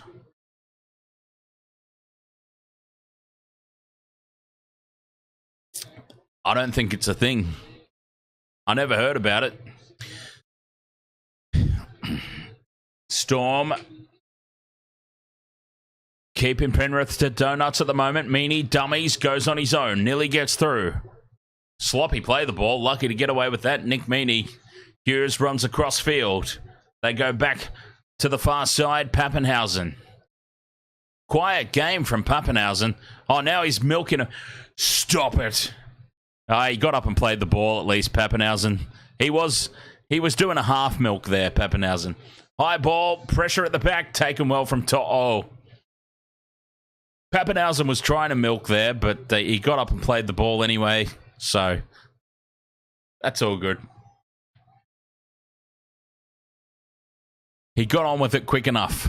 Panthers. The Storm are winning the grind. The Storm are winning the grind. Yeah, it's all good, DJ Shaq. I knew it. I knew exactly what you would. I knew exactly what was going on, and that's the most important thing.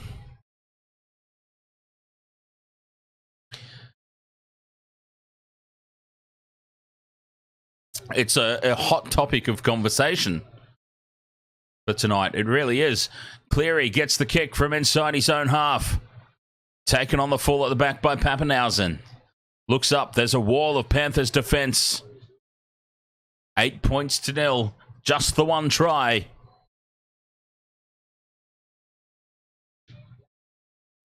Which is a bit of a joke. I still can't believe the Panthers had that try scrubbed out. I really can't. Oh, DJ Shaq, you don't understand humor, not a good reader of emotions. It's all right. You'll learn very quickly hanging out around here, DJ Shaq. I mean, look, my exaggeration and everything has rubbed off on Mr. Peebles. Penalty now to the Storm. The Panthers up inside the 10. I can't believe that there's still 22 and a half minutes left in this game, in all honesty. That's the most surprising thing. I mean, never mind that the Panthers are currently held scoreless. There's still 22 and a half minutes left in this game. You know what I always say? If the game goes quickly, you know you've had a good game. Well, what if the game is moving this slowly? It really has been a grind, hasn't it? Tackle one here, Melbourne. Karma Chameleon has taken the ground. Grant scoots out a dummy half. Trying to speed up play here. 15 out here, Melbourne. Hughes out the back to Pezzett. Pezzett to Smith. Smith tries to get on the outside. Can't. Great tackle from Isaac Tungo. Tackle 4 from dummy half goes Coates. Coates gets the offload. The try is beckoning here. Karma Chameleon's over and Melbourne lead. 12-0 kick to come. Oh, it's gone up as no try. Karma Chameleon, all he had to do was ground it. He might have dropped it. It's gone up as no try.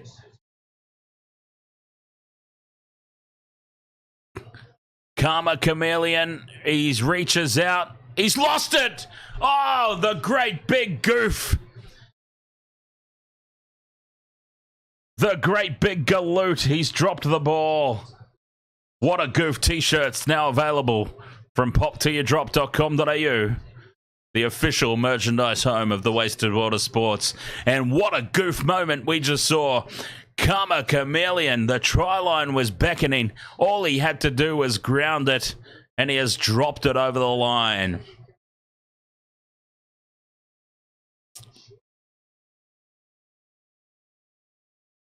I'm not going to sing the song. Super chats to get me to sing the song. Hey, I'm getting better at this. I'm getting better at this promotion thing. Don't do it, though, because I'm still not going to sing the song, and then I'll just feel like I've ripped you all off.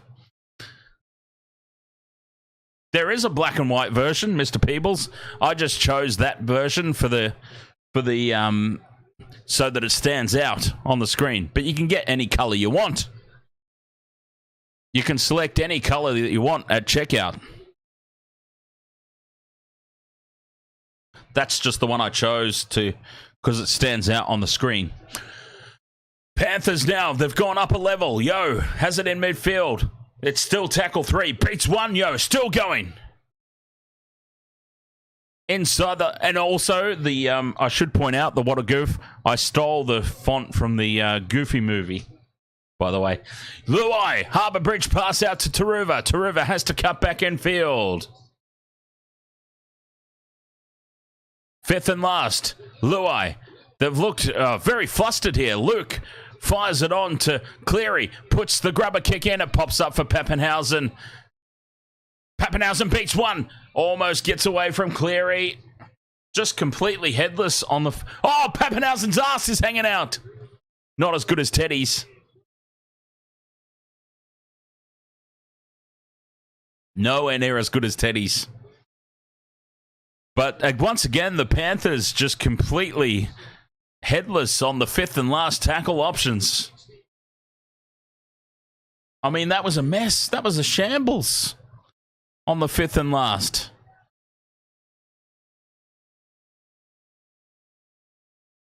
Oh, it was only 5 seconds that time.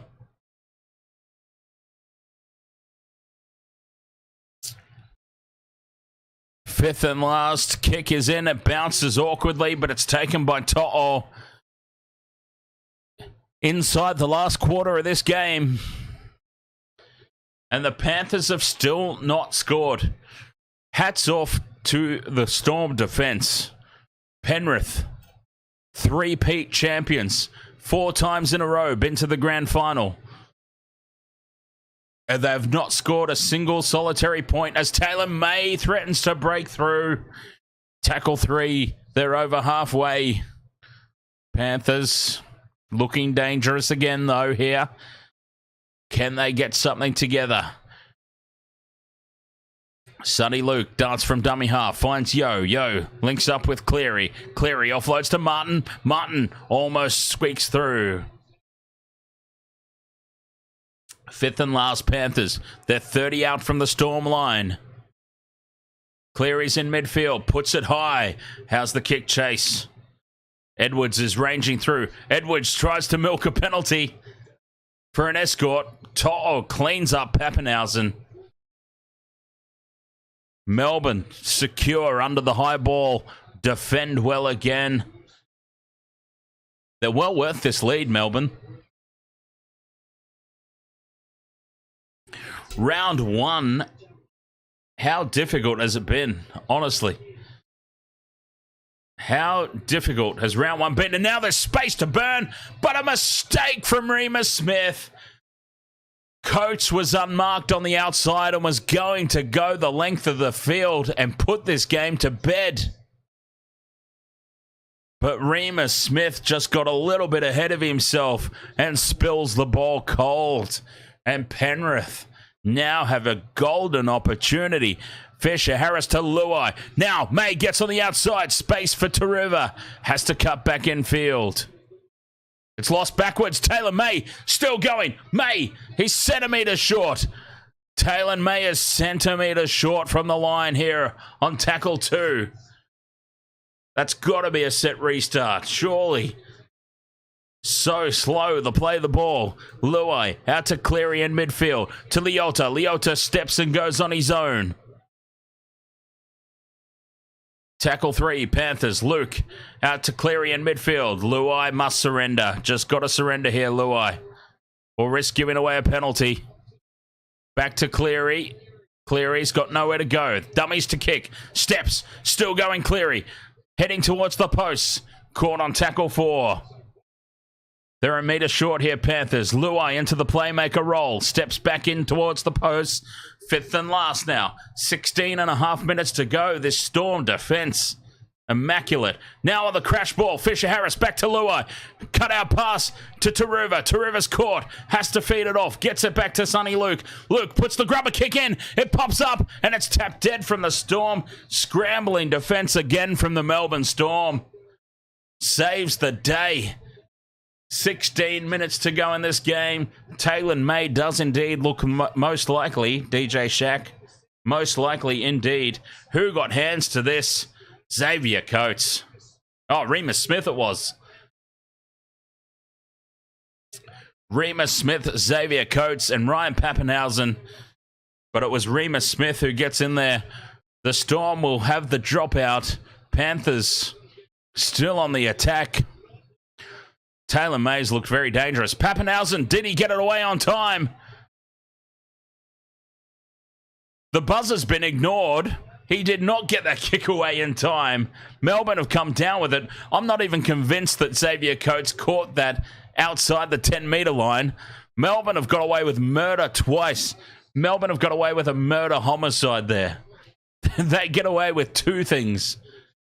And that's a little bit of a homer, that one.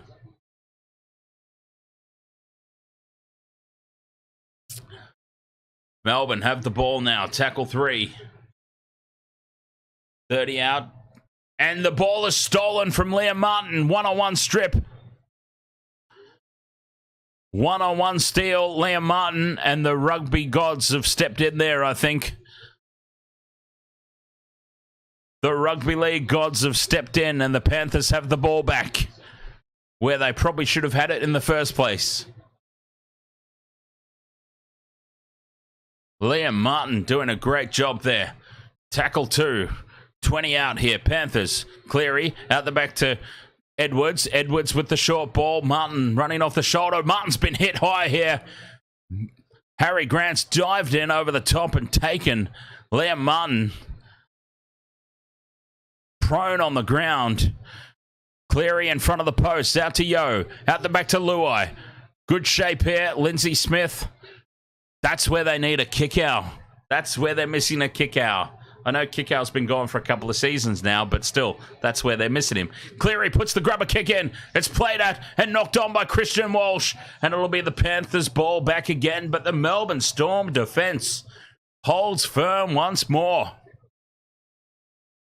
Penrith are just looking completely incapable of breaking this defensive wall.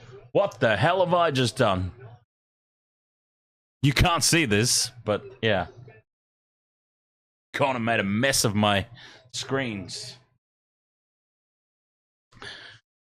More attack here for the Panthers. 13.5 minutes to go.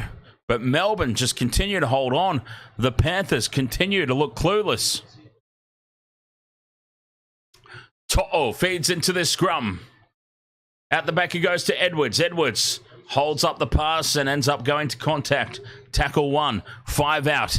Panthers come back to the near side and centering play in front of the post. Fisher-Harris to ground, a metre short. Luke fires it out to Cleary. Had to step back for it. Now, Tungo. Tungo tries to go on his own. He's caught. Solid defence again, Melbourne. You've got to earn the right to go wide. I was talking about this in the World Club Challenge. Penrith just not earning the right to go wide. 12.5 to go. Tackle 4 in front of the sticks. Luke dummies open side. Comes near side. Puts the kick in and it's way too heavy. Although it sits up. Gets a kind bounce. I thought as soon as he kicked it that was way too heavy. He got a very kind bounce and Xavier Coates has to tap it dead. And Melbourne hold on again. The tenacity of this Melbourne defence. You have to take your hat off to them. They are playing this game without their most potent attacking weapon in Cameron Munster. And they have just relied on their defence to get them through this game. Pappenhausen, the short kickoff, the short restart, knocked on by the Storm, tapped back by Turuva. Luai dives on it, and Panthers ball. 12 minutes to go. This is a very bad game, says Blake. And probably not wrong. Probably not wrong. Panthers now inside the 10-metre line on tackle 3. Luke goes from dummy half. He's caught. Fires it across to Yo. Yo's got nowhere to go as well. And he just settles things down once again in midfield on tackle 4. Luke to this near side. Edwards calls for Martin on the inside. Goes on his own. 5th and last now, Panthers. 10 out from the line. Luai has it.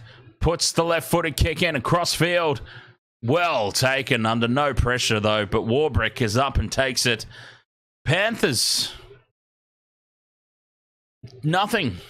The Panthers are just offering nothing. They were very slow to start last year as well, weren't they, Panthers? Extremely slow starters last season. And it looks like they're off to another slow start this year. 10.5 minutes to go. Melbourne have got a fingertip on this game. Christian Welsh. They've just defended. Now Welsh gets the offload. Hughes tries to find some space. Passes back to Meaney. Meaney's wrapped up. 5th and last. Inside their own half. 40 out from their own line. Pezzett shapes to kick. Gets around the rush defence. Gets the kick away. To'o takes it on the full. Penrith bring it back now. To'o beats the first tackle and is wrapped up 40 out from his own line. Good field position here for the Panthers. Inside the last 10 minutes. No points for the Panthers. Can you believe it? They haven't even... Well, I mean, they have looked like scoring. But, Turuva. Now Luke from dummy half. Races across field. Passes back to Leota. It opens up for him. Leota is wrapped up, though. Tackle 4 in midfield. 25 out. Cleary runs it to the line. Out the back to Luai. They've got numbers to burn here, the Panthers. Taylor May slips. Oh, Taylor May slips. It was on there. Fifth and last. 9 minutes to go. Cleary. Crossfield kick. It's not a good one. Not enough distance. Panthers have it. Still fifth and last. Yo goes back to Luke. Luke darts away from 1, 2. Pops it back. Martin's there. Martin's got to get this ball away. Grubber's in behind the line. Gets a good result out of nothing there, Liam Martin. The Storm are pinned down a metre out from their own line. But again, fifth and last tackle options from the Panthers. Clueless. It all looks very, very scrappy.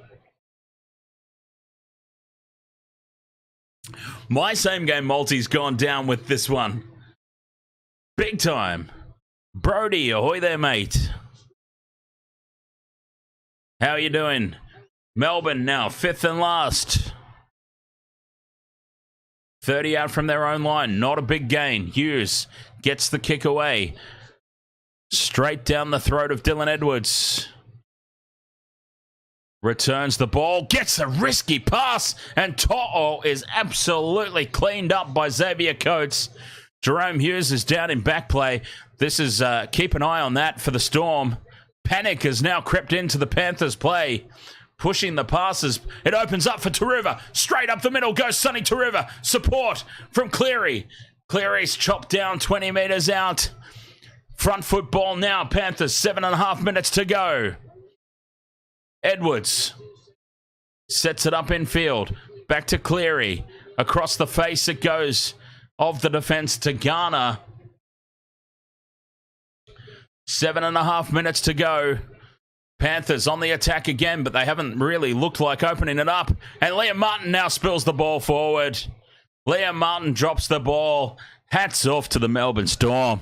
They keep their record intact. The Melbourne Storm are undefeated in the Craig Bellamy era in round 1. And they did not want to let go of that record. They were not going to let that go. And you've got to bow to them. The Craig Bellamy coached Melbourne Storm in round 1. Unbeatable. The Panthers are going to be kept scoreless.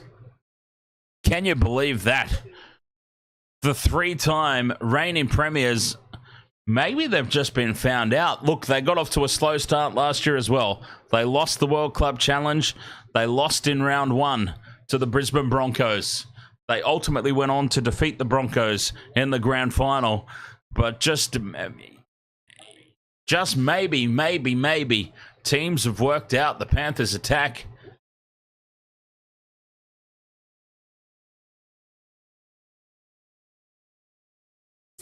Six and a half minutes left.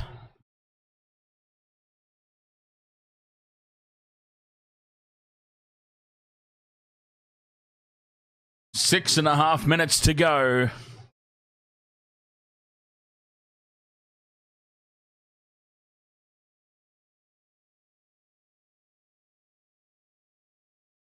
Melbourne.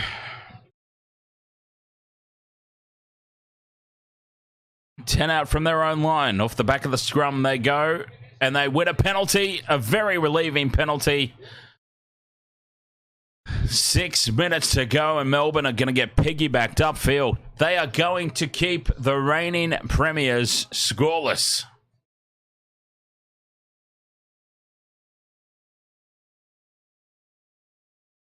Penrith are about to be kept to naught. When was the last time that happened? I did say it was going to be a low-scoring game. I honestly still thought there'd be a couple of tries for each team. I didn't think 8-0 low score. I was thinking more like 14 or 16-12 low score. 5.5 minutes to go. Melbourne could ice this game now. Hughes beats 1, still going. Dummies the kick, and he's wrapped up. Tackle 3. Melbourne well on top now. 20 metres out from the line on tackle 3. Peasant, inside ball to King. King with some post-contact meters to burn. Tackle 4, 10 meters out. Oh, they want it bad, Melbourne. They want it bad. Short ball. Lewis goes to ground. 5th and last. 5 minutes to go. They can put this game to bed well and truly now. Peasant from dummy half. Probably not the right option there, but they just don't want to do anything too crazy. You don't want to do anything too ridiculous. Not against this Penrith Panthers team, no matter how clueless they've looked tonight. 4.5 minutes to go. You don't want to invite them back in. But this has just been... Wow, Panthers. There'll be a good trade opportunity on the Panthers here after this. Michelle, 0 from 5. Well, that's what you get for picking the Broncos. I'm not doing that well either, though, after all this. Only 2.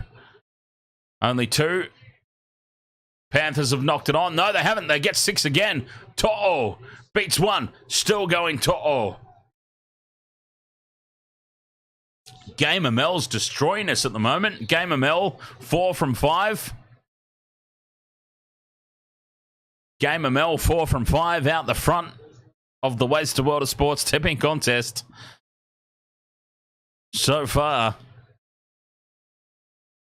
Sonny Luke from dummy half. Cleary, change of direction. Bad pass. Yo has to fall to his knees to pick it up. Now some space. Tungo.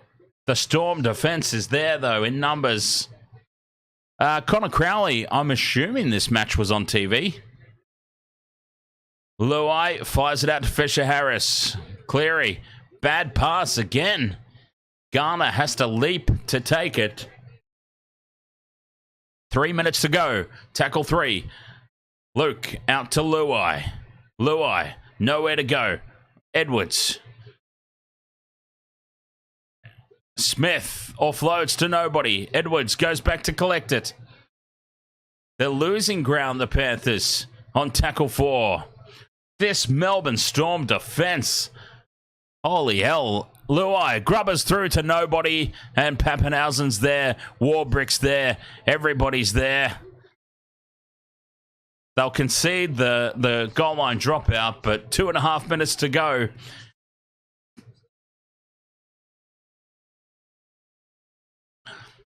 Penrith, so clunky, so clueless.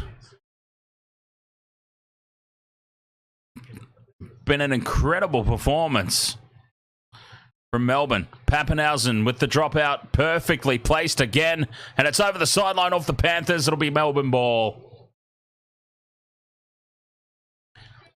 Melbourne have the ball. To'o's hurt as well. That's definitely game. 0 points. 0 points for the Panthers. Can you believe it? 0.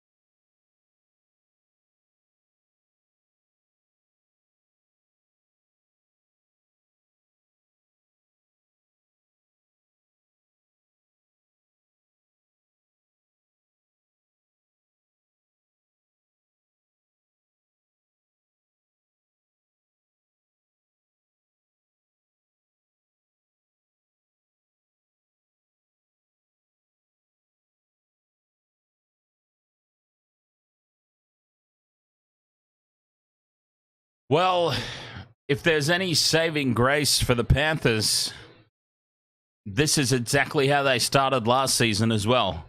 Losing the World Club Challenge. Losing round 1. And they went on, of course, to win the premiership.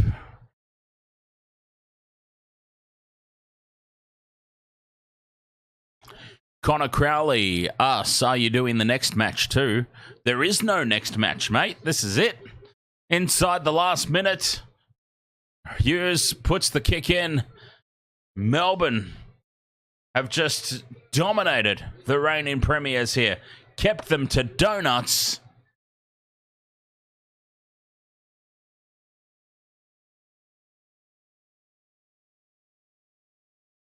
And they lose the ball.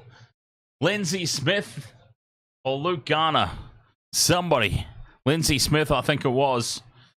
Oh, the Panthers are missing some big guns now.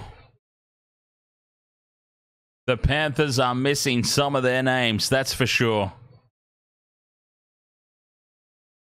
Melbourne have held the Panthers to donuts.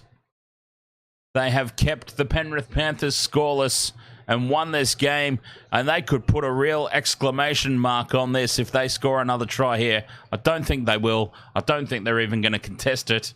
Grant from dummy half, though, has other ideas, and that's it. Melbourne, 8 points to 0. They have held the Panthers scoreless. Mr. Peebles says the last time Panthers were kept to 0 was against the Storm. Well, there you go. They've done it again. Craig Bellamy keeps his undefeated round 1 streak alive. And Melbourne, without Cameron Munster, have just defended their way to a victory here tonight. Penrith could not break that defensive wall. Incredible. Wow. For the Panthers, though, I mean, it was alarming, but this is how they started last year as well. They started last year a loss in the World Club Challenge, a loss in round 1.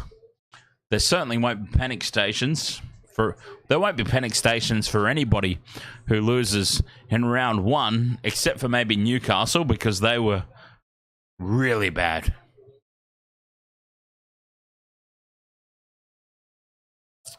But, wow, Melbourne, 8 points to 0. Somehow, without Cameron Munster, they've found a way. They've backed their defense instead of their attack. Melbourne defended their way to victory tonight. They offered nothing in attack. They were the only team to score a try, yes, but they offered nothing in attack. And they defended their way to victory tonight. And you've got to applaud that. Their goal line defense was immense. Absolutely incredible performance. For the Panthers, you feel like Stephen Crichton might have found a play or two in there somewhere to swing that game. But there's no Stephen Crichton. All right, Western World of Sports. Big doubleheader here. Friday night footy. Not a whole lot to talk about in that game. There was only the 1 try scored. Very low scoring affair. Melbourne, as I said, defended their way to victory. We saw earlier tonight the Warriors came out and just blitzed the Sharks for 35 minutes, and then they jumped off a cliff head first. And the Sharks ended up defending their way to victory as well. What should I eat? I'll take votes in the chat room. What should I eat tonight? What time is it anyway? 9 o'clock. It's still plenty of time to organise some food. I did kebabs last time. What should I do tonight? Western World of Sports. Post-stream foodathon. Pizza? Okay, 2 pizzas. It's funny because I was joking about pizza earlier.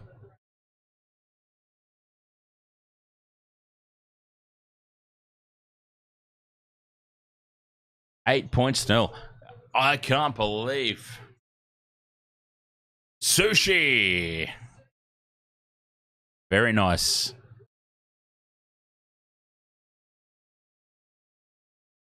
A sushi pizza.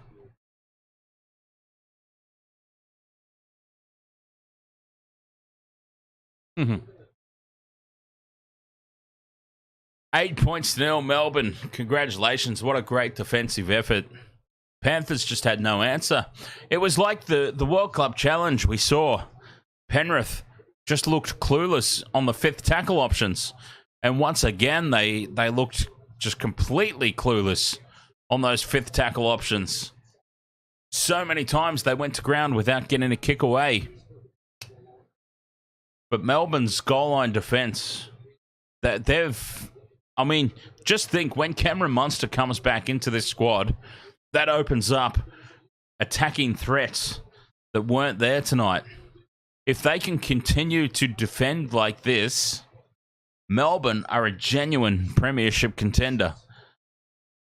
If they can open up their attack once Munster comes back and retain this level of defense, you better believe that they're a premiership threat. This Melbourne Storm team. Bloody hell. Well, round one has certainly thrown some spanners in the works nice and early for the Wasted World of Sports tipping contest. That's for sure. I thank you very much for your company, as always, my friends.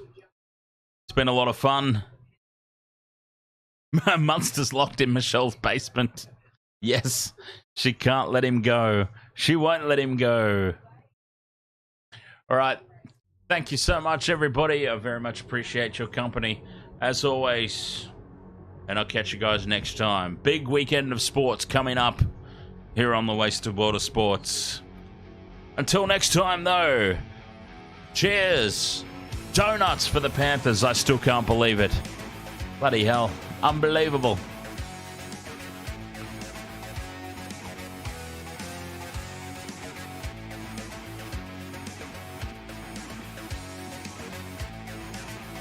Wild scenes. World of sports, eh? Oh, he's copped a head right to the nuts. Tedesco's butt crack. Ahoy! He's nearly taken security's head off. I have no idea what the Wasted World of Sports is.